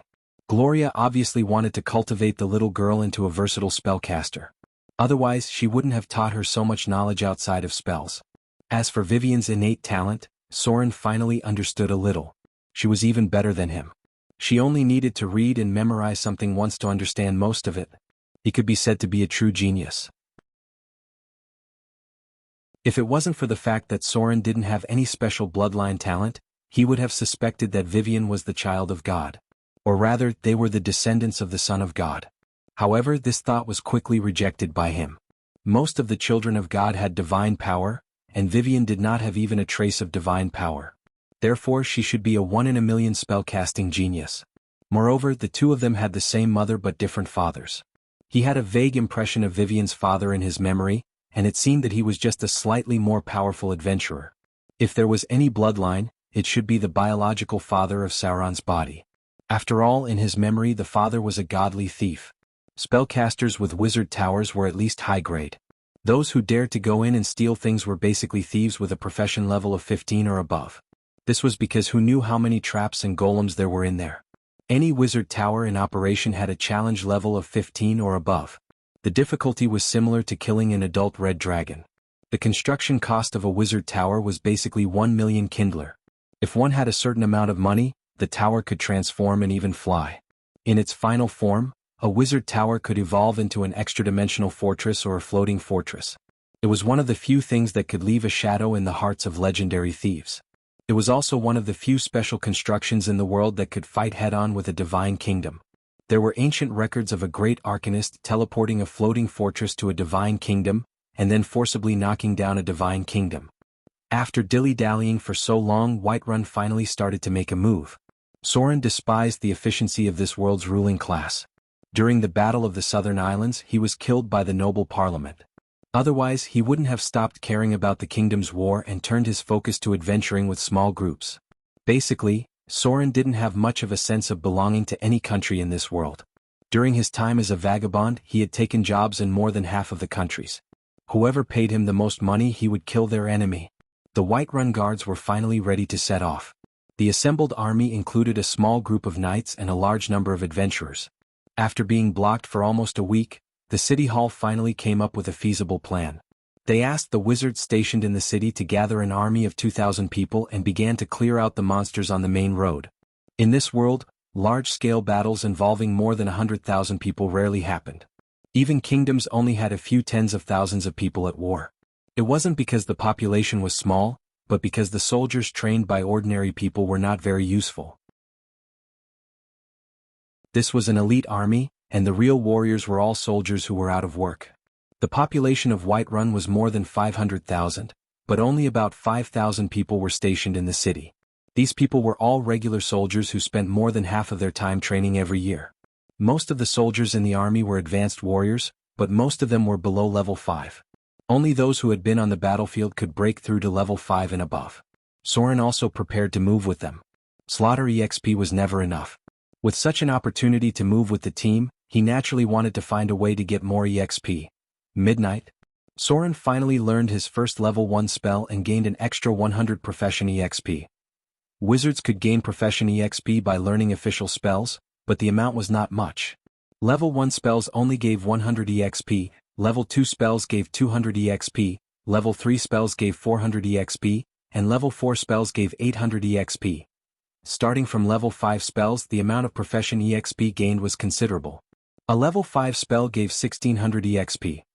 Level 6 spells gave 3200 EXP, level 7 spells gave 6400 EXP, and level 8 spells gave 12,800 EXP. He did not know how many level 9 spells he could get, but it should be quite a lot. From this point of view, it seemed like it would not be difficult for wizards to level up, but the problem was that wizards were very slow at learning spells. High-level spells could easily take 1 or 2 months to learn, which meant that the amount of EXP they could get was not as much as other wizards.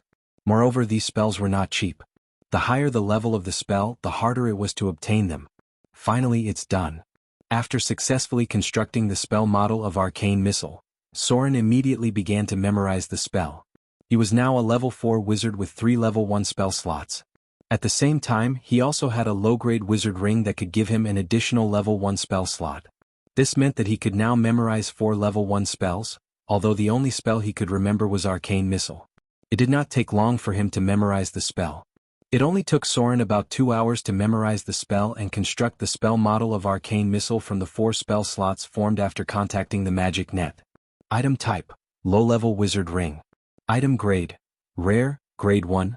Item description: a wizard ring enchanted with special materials. It can help the caster store additional spell slots. Requirements: none. Effect: increases 1 level 1 spell slot. The most expensive rare grade rings were the wizard rings that increase spell slots. This was because they could flexibly store different types of spells. The second most expensive was the single type enchanted ring, which could be charged with a corresponding spell.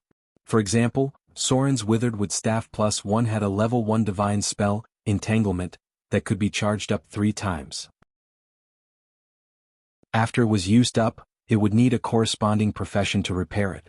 High-level items could be charged by themselves and could only be used a certain number of times per day. However, the price and materials needed to make them were very expensive. Item type: Withered Wood Staff +1. Item grade: rare, grade 1. Item description: a special wooden staff enchanted with divine spells. It can cast additional droll spells. The green leaf on it is full of vitality. Requirements: none. Effect: can cast level 1 divine spell, Entanglement, 23 times. The memorization was complete. Soren stood up impatiently and walked out of the room. He needed to test the power of the arcane missile. He first took out a wooden board about 3 centimeters thick, then a piece of iron about 0.5 centimeters thick. It was his habit to test his strength before a battle. Ozir. The casting time of the arcane missile was very short, only 1 second. The incantation was 3 interlaced syllables. As Soren pointed forward, 2 arcane missiles the size of ping-pong balls appeared and landed on the wooden board in front of him. The speed of the spells was very fast. Although it was possible to successfully dodge the spells, one needed to predict the position of the enemy before they could shoot. It was like dodging a bullet. One needed to predict the direction of the enemy's shooting. The speed of the arcane missile was similar to that of a normal bullet. The possibility of dodging the spell after it was cast was very low. If one wanted to dodge it, one had to prepare before the enemy started casting the spell. This was because the arcane missile would only hit the first target it touched. Many spells were like this. Even the famous Disintegrate and Finger of Death would only be used on the first target it touched. Soren had a hamster with him for a while. He usually kept it as a pet. When he saw the red light of Finger of Death, he would directly throw it out. If he was lucky, he could block the spell. If he was unlucky, he could only rely on his constitution to resist the instant death test. Since he didn't master spell control, the arcane missile flew in a straight line. The 3 centimeters thick wooden board was directly hit by the missile. The 2 missiles hit the same spot. However, when Soren released the second spell, the arcane missile only made a dent in the iron board. With the strength of his spell, he couldn't penetrate the 0.5 centimeter thick iron board. It's good against enemies who aren't wearing armor. Soren picked up the iron board and carefully observed it. He thought to himself, it's a lot weaker against enemies who are wearing armor. Fortunately, the casting time is very short. If I use it well, it can be very effective. If he learned Missile Storm in the future, he could even turn a plate shield into a sieve with one spell.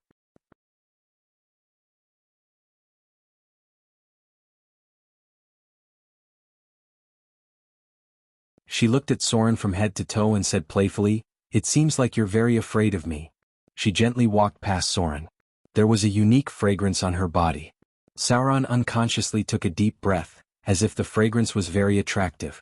This action made the flirtatious woman reveal a charming smile, and her expression seemed to have a trace of pleasure. Women always liked men to bow down to their charm. However, Soren's expression remained calm. He had already memorized this fragrance. If he smelled it again, he would be able to quickly identify it. Smell was something that could easily expose a target. Rogues would do their best to erase their body odor. Soren had killed many women in the past, including many high-grade witches. More than once, he had relied on the fragrance to determine the enemy's position after casting greater invisibility. A woman's fragrance was very obvious. The more pleasant a woman's fragrance was, the easier it was to kill them. "I'm very sorry." After the seductive woman left, the mistress of the caravan apologized again. However, she did not explain why she left. Soren followed behind her and entered the laboratory. He wanted to meet with Vivian before leaving. The relationship between the mother and daughter was very strange. The daughter was obviously a kind person who valued order, but the mother was obviously someone who did whatever she wanted. If the players in his previous life were to divide the factions, the mistress of the caravan would be a neutral one, leaning towards the kind, while the mother would be a chaotic one, leaning towards the evil one. In his previous life, it was very common for players to shift their factions. This was because every faction had a statistical value of 50 points. For example, a neutral faction with 1 point would lean towards the kind, while a neutral faction with 50 points would lean towards the evil faction. However, as long as it was within this range, it was still considered a neutral faction. If a player did something good or bad, it was very likely that they would shift their faction to the kind or evil faction. Of course, it was very rare for the NPCs to shift their factions. Most of the time, it was the players who shifted their factions. This shift was not only about the kind and evil faction, but also the way a player behaved. It could shift from the kind of faction to the kind of neutral faction, or vice versa. Human behavior was very changeable. There was probably no other race in the world that shifted their factions more often than the human race. It was not one's thoughts that determined one's faction. This was because everyone had evil thoughts in their minds, even the noble paladins. The key was whether or not you put these thoughts into action. People who were in the evil faction always carried a lot of evil thoughts and resentment. In this world where supernatural abilities were very common, these things could be seen through spells. Similarly, people who were kind would be appreciated. This was also a weak power of faith that could be used on certain spells. This was why paladins liked to use Detect Evil on people, even though it was the most annoying thing to do. Soren hated them. Sometimes he really wanted to chop these blockheads to death when he met them. Evening. Soren left the caravan's base. The Whiterun army would depart tomorrow, and he still needed to prepare. This was because the upcoming battle would not be easy. P.S. Lawyers are the most likely profession to shift to the side of evil. This is because if they help a bad person escape the punishment of the law, the consequences will affect the entire order. They can use loopholes in the law to do evil, which is much more serious than simply killing 1 or 2 people. Just like the first old woman who no one dared to help, although she only blackmailed a kind-hearted young man, the impact of her actions would affect the entire world. Of course, in the real world she would not be punished with death. However, in this supernatural world, resentment and evil thoughts would cause her to shift to the side of evil. This was because she caused the morality of the entire world to drop. Even if such a person did not commit murder or arson, a paladin would still kill her if they saw her. The saying that one's faction should do what one's faction should do was laughable. This was because how could you judge a child's faction? The faction aura that appeared from spells was a reflection of one's actions toward the world. Did one's actions make the world more kind and beautiful, or did they make the world more evil and depraved? Were one maintaining the order of the world or spreading chaos? Demons were the representatives of evil. They had all kinds of evil purposes, but they would not kill or set fires for no reason. They liked to enslave but did not like to slaughter. This was why senior demons ruled hell with an iron fist and cruel means. They also attached great importance to contracts. A demon's contract was the most trustworthy thing in the multiverse. This was the representative of extreme order. Whether it was order or good or evil, there was a degree of severity. Good and evil, order and chaos, one's faction would change with one's actions. A good person might have been evil in the past, and an evil person might have been a noble paladin in the past. You might follow the rules and order today and do whatever you want tomorrow. Whether it was order or chaos depended on your most common behavior. If you did too much, you would be chaos. If it was half and half, you would be neutral. Most of the time, you would pay more attention to the rules and order. Extreme chaos would be lunatics, and their actions would be completely unreasonable. Extreme order would be paranoia and even more unreasonable. However, the more powerful an existence was, the more firm their beliefs and standpoint would be.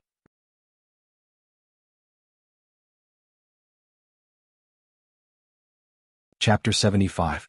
Adventurers acted separately from the army. Their fighting styles were completely different. The army's training focused on attack and defense, while the adventurers' fighting style focused on agility and dodging. Even the berserk barbarians were better at dodging than the soldiers trained by the army, because the latter were used to fighting in large groups. Adventurers' teams generally did not have more than 10 people, and the most common way of fighting was to fight in groups of 5, which included frontal attacks, guerrilla warfare, sneak attacks, and magic healing. The army's fighting style was a row of heavy infantry with steel shields in their hands, and a small number of defensive warriors equipped with super strong tower shields. A wise adventurer could tell if someone was from the army or had received military training by just looking at their fighting style. Soren's task was to scout the enemy's situation. The adventurers were divided into 3 teams. The first was a scouting team consisting of 13 rogues and 5 rangers, all of whom were grade 2 or above. The second was a combat team consisting of warriors, rangers, barbarians, priests, and so on. Their task was to clear out small groups of enemies after the army defeated the enemy, and at the same time to support and cover the army's flanks. The last was a small number of wizards, warlocks, and droll. They were the key targets of protection and moved together with the army. Wizards rarely joined the army.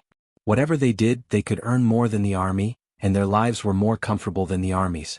If the army wanted to pay wizards, it would definitely cause the collapse of a prosperous city. Therefore, the most common relationship was this kind of employment relationship. When necessary, they would be paid a large sum of money. Before they set off, everyone received a reward. Soren received 30 Kindler, which was 10 Kindler more than the other warriors. According to the unspoken rules of this world, anyone who acted as a sentry, scout, or infiltrator could get 50% of the reward in advance. This was because they would encounter more danger and at the same time they could get more loot after the battle. Scouts were not just simple scouts. They were the vanguard of the battle, and those who dared to act as scouts were all veterans. Soren's reward was 60 Kindler. The spoils of war would be tallied after the battle was over.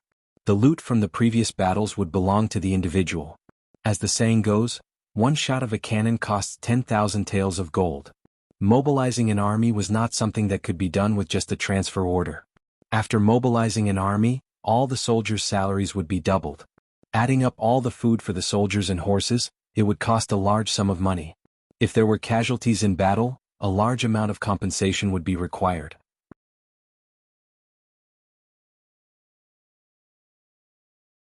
The half-elf ranger pulled out his boning knife, and then moved forward. After tracking for a few hundred meters, he would stop and check the traces on the ground. Some of the footprints had become very faint, but he was still able to determine the direction. Their innate perception made them very intuitive. Sometimes they could rely on their intuition and experience to track even when there were no traces. So, they found the first group of enemies. It was a small group of gnolls. There were about 10 of them and they had tamed 3 aardwolves. They also captured more than 10 gnomes and kobolds as slaves and food reserves. The half-elf ranger made a gesture to both sides, and Soren nodded gently, slipped into the shadows and began to approach from the side. The opponents were experienced adventurers, and this kind of battle was just a practice for them. Soren's figure gradually approached along the shadows without making any sound. He slowly pulled out his curved sword and approached the gathering place of the gnolls from the side. This small group of gnolls seemed to be a bit special. They were probably survivors of a battle. There were no gnoll cubs among them and all of them were adults of the same kind. The half-elf ranger waited until Soren gradually approached before he came to the side of a large tree. He lightly jumped onto the tree trunk and in a second or two he was on the branch of the tree. The leaves made a slight rustling sound. Yas took out a longbow and a wolf fang arrow from his back. A ranger's quiver was custom-made. There weren't many arrows in it, usually only 6 to 12. However, all of them were fixed so that they wouldn't fall out when moving. The location of the arrows was also fixed so that it was guaranteed that one would be able to reach out and grab the arrows in an instant. Backstab. Soren's figure appeared in the shadows, and in an instant, he jumped 3 to 5 meters and stabbed his curved sword into the back of a gnoll's heart. A one-hit kill. The curved sword directly pierced through the heart and came out from the front. Swoosh. An arrow flew out, and the gnolls in the gathering place who were alarmed rushed over. The gnolls at the front had just raised their bone crusher hammers when an arrow pierced through their chest. The arrow was almost completely buried in their bodies. Longbow shot. Soren twisted his body and slashed horizontally, forcing a gnoll to retreat and at the same time opening a wound on its arm. Swoosh. A second arrow was shot, and a bloody hole appeared in the thigh of a gnoll. The half-elf ranger put the longbow back on his back. His equipment was specially made so he could change weapons very quickly. He jumped down from the big tree that was 4 or 5 meters tall. He knelt down on one knee to reduce the force of the fall. Then he pulled out the boning knife from his waist and took a deep breath.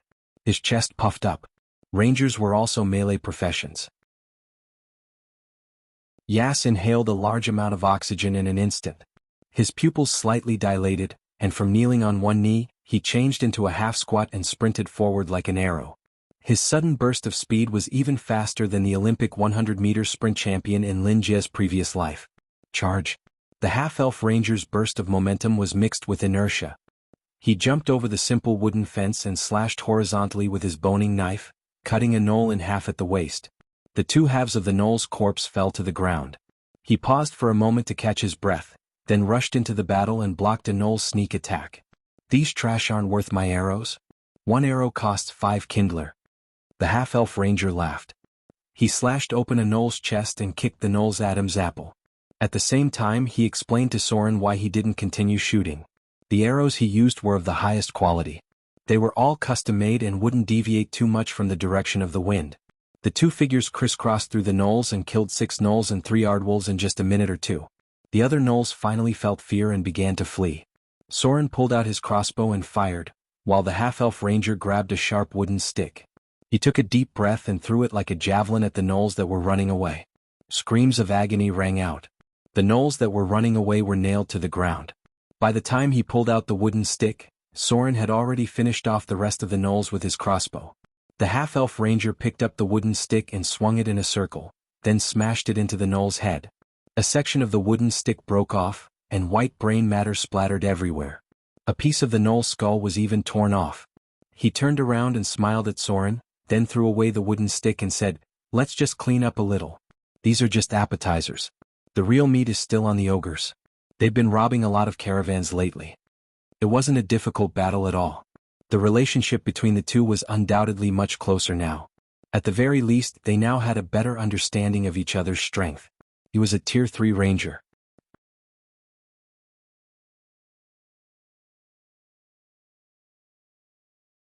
Soren had seen a sword saint training before. Their innate ability to dodge attacks was much higher than other classes. A legendary sword saint could even use a straight blade to block a bullet from a high-speed machine gun, Battle of the Golem. Among the thieves, there was also an advanced class that could dodge bullets, which was the very rare Shadow Dancer. Their reflexes were simply beyond imagination. There were actually many such abilities. They belonged to the category of extraordinary abilities, but they were not supernatural abilities. There were some things that ordinary people in the real world could do. For example, suddenly waking up while sleeping. Although the person was still sleeping with their eyes closed, their consciousness was very clear. In this state, their perception of the outside world was strengthened by more than 10 times. Some slight sounds could even be heard. High-grade professionals would gradually develop these abilities through extremely difficult and extreme training. Otherwise, the ascetics would not be the strongest among the warrior monks. Soren had not reached the point where he needed such extreme training yet. However, the ranger's charge just now reminded him of a way to train his extraordinary ability. Extreme Sprint. Most thieves like to call this ability Sprint. It was an ability that forced one's potential to burst forward. After training to a certain extent, one could even run on water. It was a very cool and powerful combat skill. The two continued their investigation and followed the tracks along the forest. The sounds of battle could be heard in the distance. It was the sound of the scouts fighting with the scattered monsters in the wilderness. The ogres and lizard men had not yet entered the border area of Whiterun. The real battle had yet to come. This was actually just an appetizer to let everyone practice their skills. When they encountered the most dangerous creatures in the wilderness later, they would not make mistakes due to unfamiliarity. Evening. The army had advanced to the edge of human activity. The scouts and adventurers in the vanguard had also spread out into the dense forest. Battles broke out from time to time. There were also some casualties on this side. One of them died at the hands of the ogres. He was smashed in the waist by a mace, his kidney was ruptured, and he died before the army's priests and apothecaries could treat him. Soren sat on a rock and ate some dry rations. They had completed their assigned mission ahead of time and had returned to the camp. It seems that Whiterun is planning to wipe out all the monsters in one go. The half-elf ranger leaped onto a 4-meter-high rock and handed a bag of liquor to Soren. He then said in a deep voice, "It's almost time for the cleanup period that happens once every 5 years. These nobles are really wishful thinking. I reckon they'll be able to deduct a lot of money from them." Although they were getting more and more experienced, their physical strength and condition were not as good as before. There were some thresholds that could not be crossed and they would still be mortals. Mortals would be born, grow old, get sick and die. Aging was inevitable. The decline period of half-elves would be delayed a lot. The ranger in front of Yars had such concerns, so he was probably more than 40 or 50 years old. Although half-elves could live for more than 100 years, they would not be as agile after 50 or 60 years old. Although they still looked young, their strength had begun to decline. At this time, rangers would turn to the study of divine spells. High-level rangers would often use low-level divine spells. No wonder he had so much experience. He must have been through a lot of battles. Soren was silent. Yars's action was very simple. He wanted to deepen the communication between them. They were both solo adventurers, and in this kind of battle they needed someone they could trust to protect them. However, Soren did not want to talk about himself, especially to a stranger. He just reached out his hand and slowly said, "The battle will be left to the army. We should be fine as long as we are careful." Yars smiled and shook his hand. He then took a sip of liquor and said, "Although you look like a human, I feel that you are actually a half-elf. My intuition has always been accurate." The two did not communicate much and they did not even trust each other. However, the goodwill they expressed meant that they both needed someone to protect them. This was enough for them. With someone protecting them on the battlefield, their chances of survival were undoubtedly much higher. Woo woo woo. The sound of a horn came from the army camp, and then a group of fully armed soldiers came back carrying the corpse of a troll. These troublesome things had amazing regenerative abilities. It was very difficult to kill them without using fire and strong acid. Their strength was higher than the ogres, and their constitution was above 20. Most of them had 25 constitution. Even if their limbs were cut off, their heads would grow back. It was very difficult to kill them without preparation. Seeing the troll's corpse, the adventurers' expressions became much more serious. Trolls had already appeared in the wilderness. How many monsters had migrated out this time? It seemed that opening up a path was not as easy as they thought. They could only hope that the army could suppress the monsters. After all, their equipment had reached the standard of dragon slaying. Soren even saw some heavy war machines.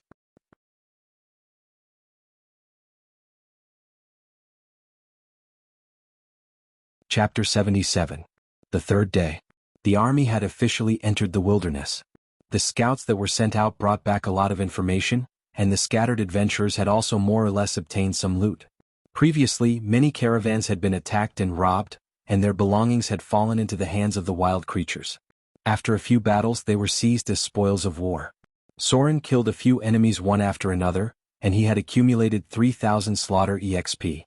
However, the two of them didn't get much Kindler EXP. There's a village up ahead.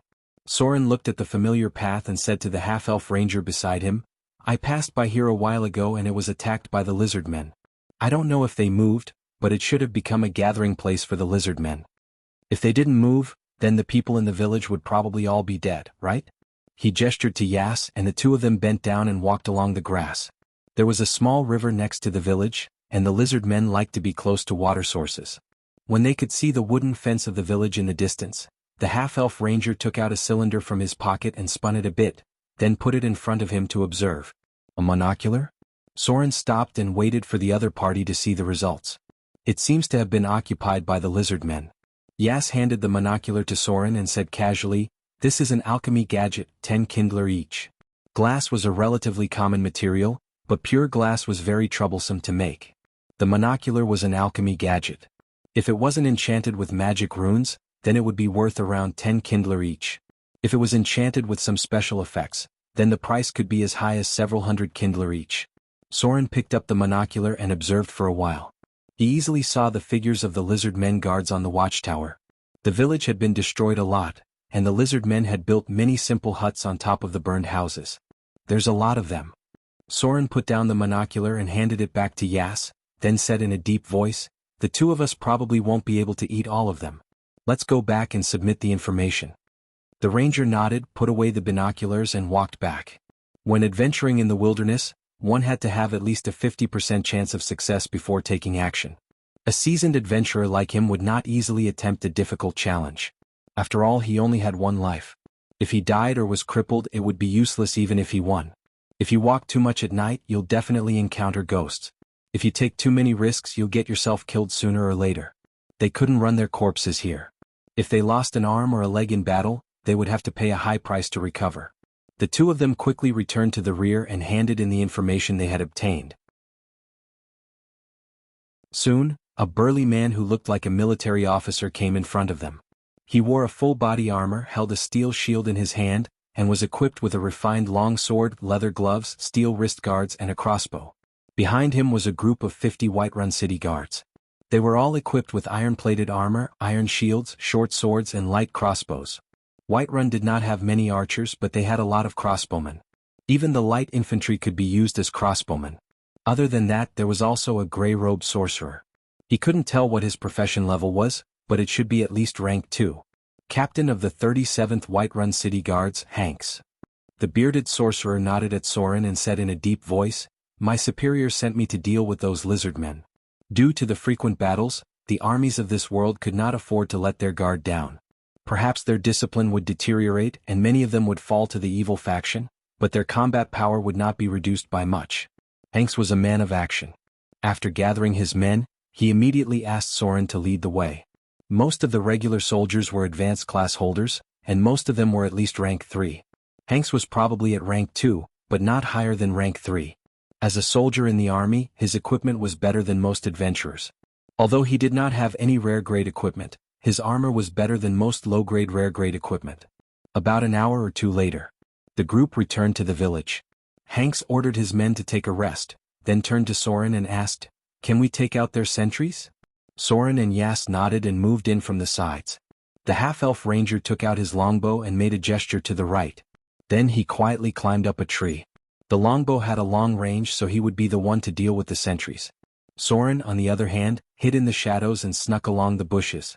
He also took out his crossbow as he needed to deal with the 2 lizard men at the entrance. The army was still hiding in the forest hundreds of meters away. Everyone was waiting quietly. Sup. The half-elf ranger killed the guards near the alarm bell, while Soren killed the sentries near the gate with his crossbow. Advance. When he saw the lizard men on the arrow tower fall, Hanks immediately put on his helmet and wrapped himself up tightly. He said in a deep voice, "Wizard, break the door." The wizard in the gray robe was obviously dissatisfied. He didn't like the way Hanks gave orders.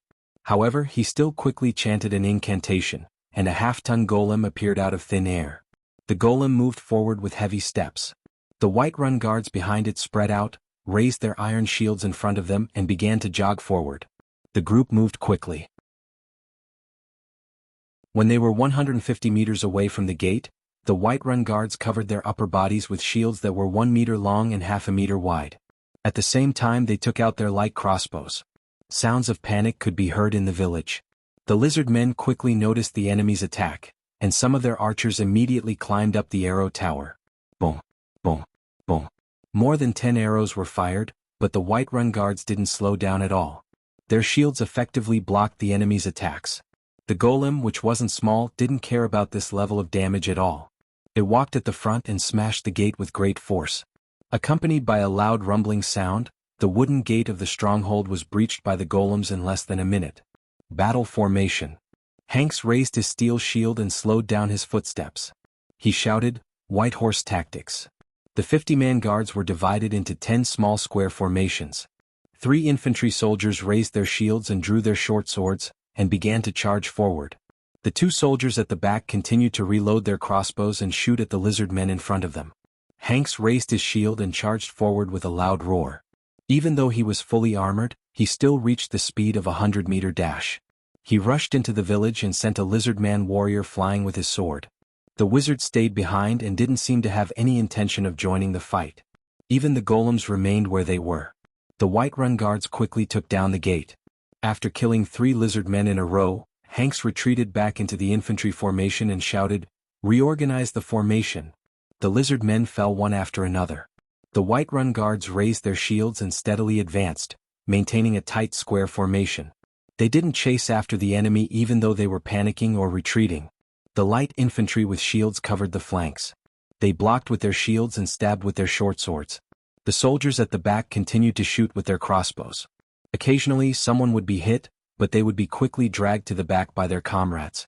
Hanks was also hit by a few arrows, but it didn't have any effect on his armor. He picked up his crossbow and fired back, then raised his shield to protect his head. After the initial panic, the lizardmen warriors had already gathered. The archers were much less effective against the lizardmen, who were equipped with iron scale armor and shields. The advanced lizardmen warriors at the back roared and charged forward. Defensive formation. Hanks raised his steel shield and roared, "Charge! Shield bash!"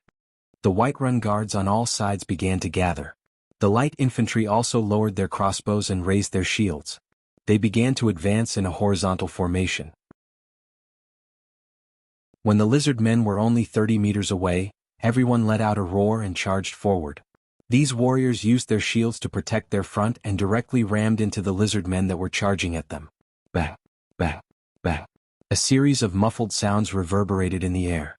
The warriors covering the flanks began to shrink their formation. They formed a shield formation of 10 men, and while they blocked the lizardmen's attacks, they stabbed the enemy with their short swords. The lizardmen warriors fell like wheat being cut down. The damage from the short swords wasn't enough to kill them. Many of the lizard men were stabbed or knocked down. The shield warriors at the front continued to advance slowly. The light infantry at the back began to finish off the enemies who were still alive.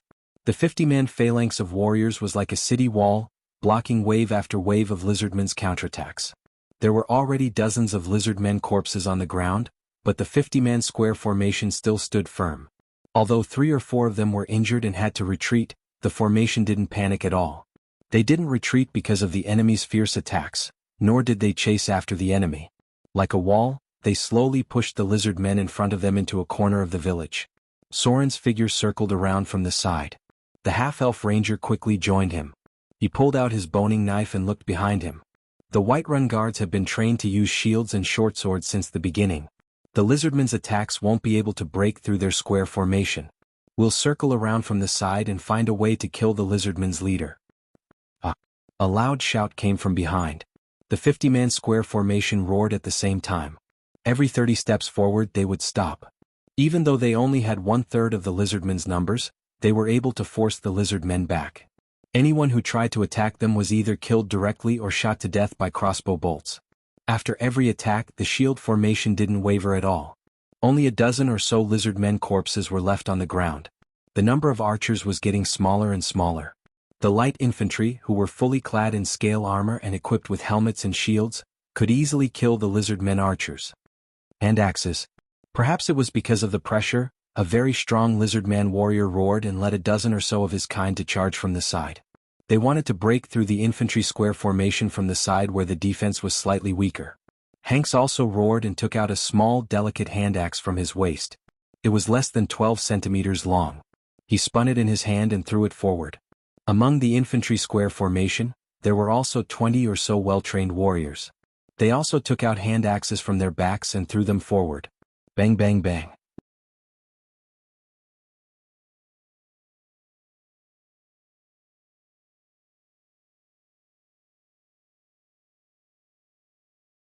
They found a box in the room filled with various coins of varying value as well as some emeralds and jewels. These were the spoils of war that the lizard men obtained from attacking other creatures. They rarely had the means to spend these things, so they would often store them. Occasionally, some daring merchants would trade with them if they were not afraid of being swallowed whole. Yas opened the box and glanced inside. Then, he secretly gestured to Soren behind him and said in a low voice, "Half each." Soren nodded and took out the items. The two of them quickly split the loot and put the treasures into their own multi-dimensional bags. The battle was led by the Whiterun guards, so they didn't take everything. They only took the most valuable items and put in the less valuable ones. Adventurers were naturally greedy. They split the most valuable jewels with Kindler and kept some silver thalers for themselves as well as some other random items. When the Whiterun guards cleaned up the battlefield, they would at most think that the lizard men were poor. Anyway, there were other places where they could find more valuable items. The two of them obtained quite a lot of good things. Although there were no rare items, each of them had about 300 to 500 Kindler coins. Perhaps it was because they had shared the loot together, but after taking the loot, they smiled at each other and felt closer to each other. They returned from the other side and pretended to hunt the lizard men, but they didn't join the main battle. Half of the White Horse guards had mastered the defensive ability, Defend While Attack, which was a high-level defensive skill that allowed them to block attacks with their shields and counterattack with their medium weapons at the same time. The White Horse guards were able to use the defensive ability, Defend While Attack, which was a high-level defensive and counterattack skill. If they mastered Attack in Defense, they could also use long weapons to counterattack. For example, Captain Hanks, who was fully armored. Soren killed the lizard men one by one. Ordinary lizard men didn't give much slaughter EXP. Adults only gave about 100, and the elderly, women, and children didn't give more than 30. However, he didn't show any mercy. These lizard men had slaughtered human women and children in front of him. How could he show mercy to these monsters now? In just a short while, more than 10 lizard men had died at his hands. The battle at the front was about to end. Some of the lizard men surrendered out of despair, but the Whiterun guards had no intention of taking them as captives. They simply pierced their hearts with their short swords. In some places near the sea, such captives would be needed as part of the gladiator arena. However, Whiterun didn't have such a tradition. Instead, it was more common to kill foreign captives. Whiterun was considered an ancient human city. It was able to survive for so long under the influence of various races, and many important traditions had been preserved. It took less than half an hour to defeat the lizard men, but it took a lot of time to clean up the battlefield. Although most of the lizard men were killed, many of them managed to escape. There were more than 200 lizard men corpses on the ground, and about 1/3 of them had escaped from the village. After such a painful lesson, they wouldn't be able to recover for at least 3 to 5 years. Even if they attacked again in the future, it would only be small-scale attacks. "Captain?" A Whiterun guard kicked open the door and shouted, "There's a barn here." Hanks pulled out his blood-stained sword and walked over to take a look. It should be the human village that was attacked recently. These guys moved into the wilderness to avoid paying taxes, but they lost their lives here. How stupid. Obviously, he already believed that the original villagers had been slaughtered by the lizard men, and that they were already in their stomachs. There was still a lot of food in the barn, and if they had moved earlier, they wouldn't have left so much food behind. It seemed that after Soren left, the villagers either moved in a hurry or were killed by the lizard men. Hanks felt that the first possibility was more likely. After being attacked, they probably didn't stay any longer. Maybe they left in a hurry and couldn't take everything with them.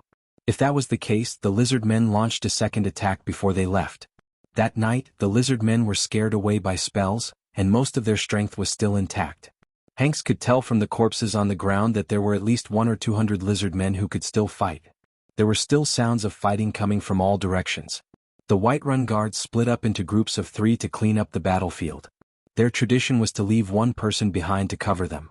It was unknown when the wizard had put away the golems.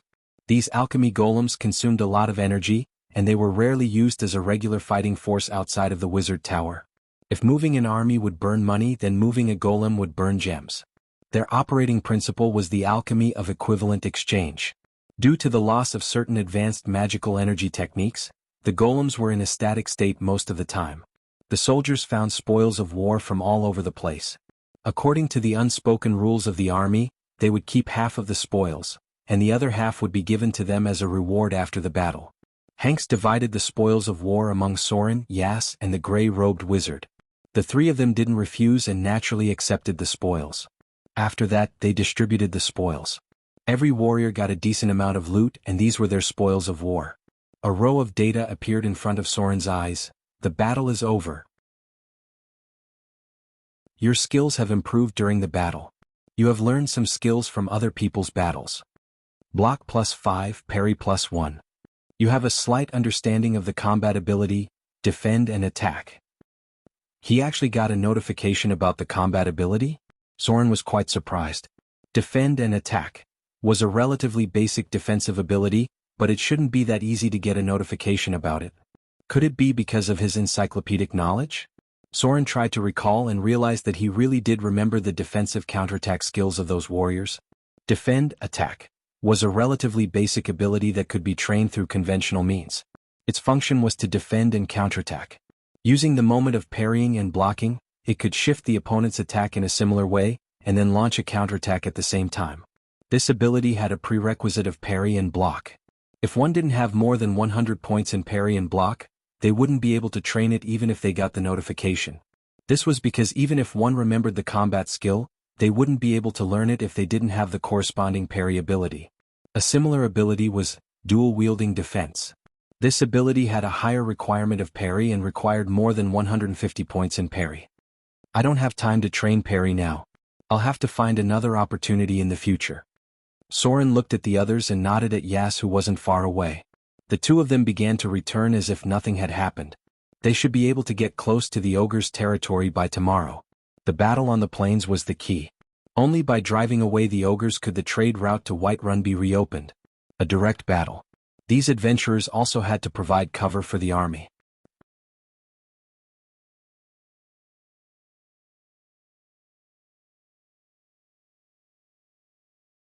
Chapter 79. There was an unspoken rule in nature. That was, if you wanted to gain ownership of a certain territory, you had to defend it from the attacks of other races. Only then would other races recognize your ownership of the land. Otherwise, they could attack you again at any time. In other words, if the ogres wanted other races to recognize their ownership of the new territory, they had to fight off the attack of humans and use blood and death to stabilize their rule of the land. Otherwise, the battle for the territory would last for a long time. There were many unclaimed lands in the wilderness. If it was a small group wandering, no one would care. However, once a large group migrated, the original balance would be destroyed. Humans would not allow large groups of ogres near the road unless they were scared and took the initiative to avoid the territory, clear the monsters in other areas, and open another road. Most of the roads between the cities were not populated because the large groups that originally occupied the roads were all cleared by humans generation after generation. This was how the bloody trade roads were opened in the wilderness. Wild creatures would remember a lesson.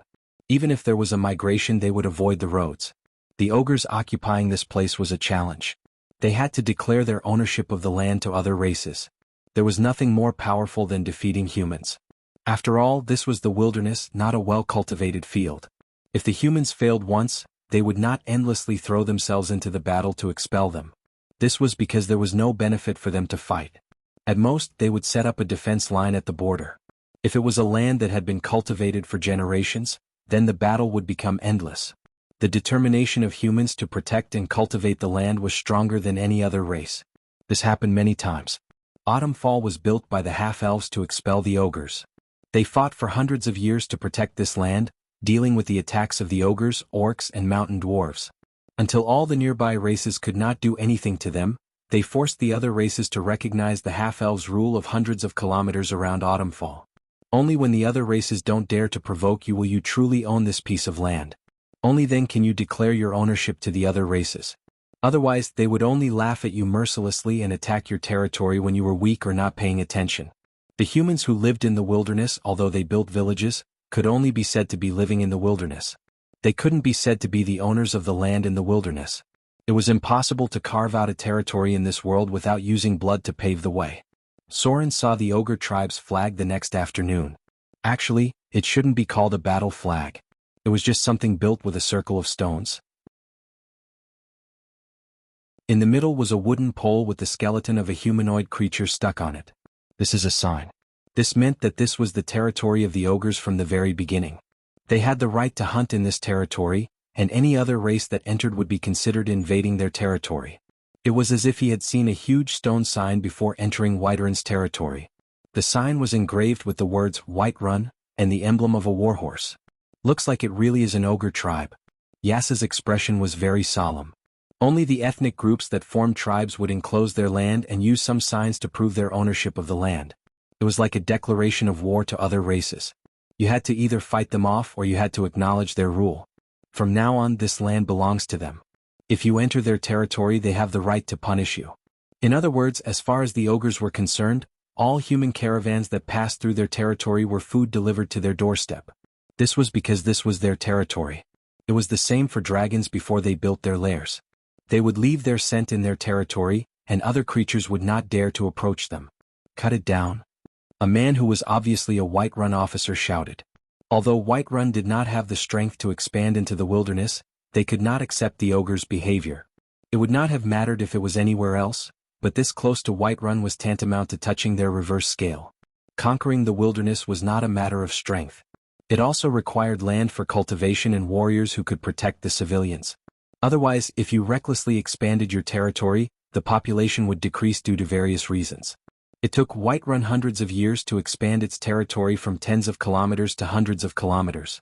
Even so, there were still monster attacks at the borders of Whiterun.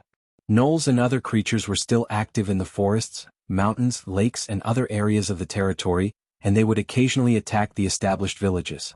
As long as there was no land for cultivation, the creatures in the wilderness would always reproduce. If you killed this group, new ones would be born. If you drove away this group, other creatures would migrate.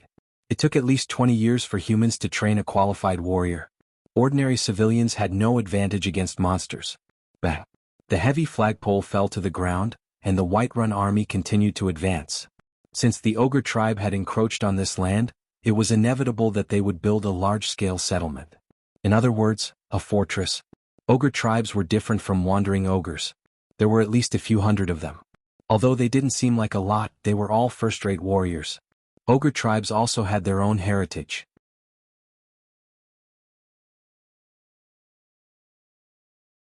Although the settlement looked a little crude, it was built with thick logs. It was very sturdy, and it was filled with a primitive and rough aura. There were wooden poles on the mountain walls, and corpses of goblins, kobolds, lizard men, and gnolls were stuck on them. Soren could almost see most of the intelligent creatures in the wilderness. They were captured as slaves in the village and worked hard under the cruel rule. If they were even a little slower, the ogres would laugh and wave their leather whips. Most of the time, the ogres would tear open their skin and take away half of their lives. After that, they would be thrown into huge cages by other ogres. The cages were filled with food. There was also a giant cage near the edge of the settlement, and it seemed like something was locked inside. There were a lot of ogres.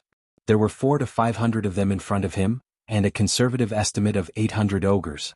This was a large tribe of ogres that had been around for hundreds of years. Otherwise, there wouldn't be so many ogres. Ogres were an extremely xenophobic race. If it wasn't for the ogres that were born in the tribe, any ogres in the wasteland would become their food. Some ogres from different tribes were enemies, and they would often kill each other when they met.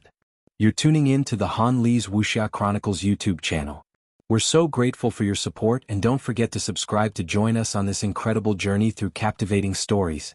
Your generosity through donations truly makes a world of difference, as it's the primary source of revenue that allows me to expand and enhance this channel for you. Thank you from the bottom of my heart for being a part of this adventure.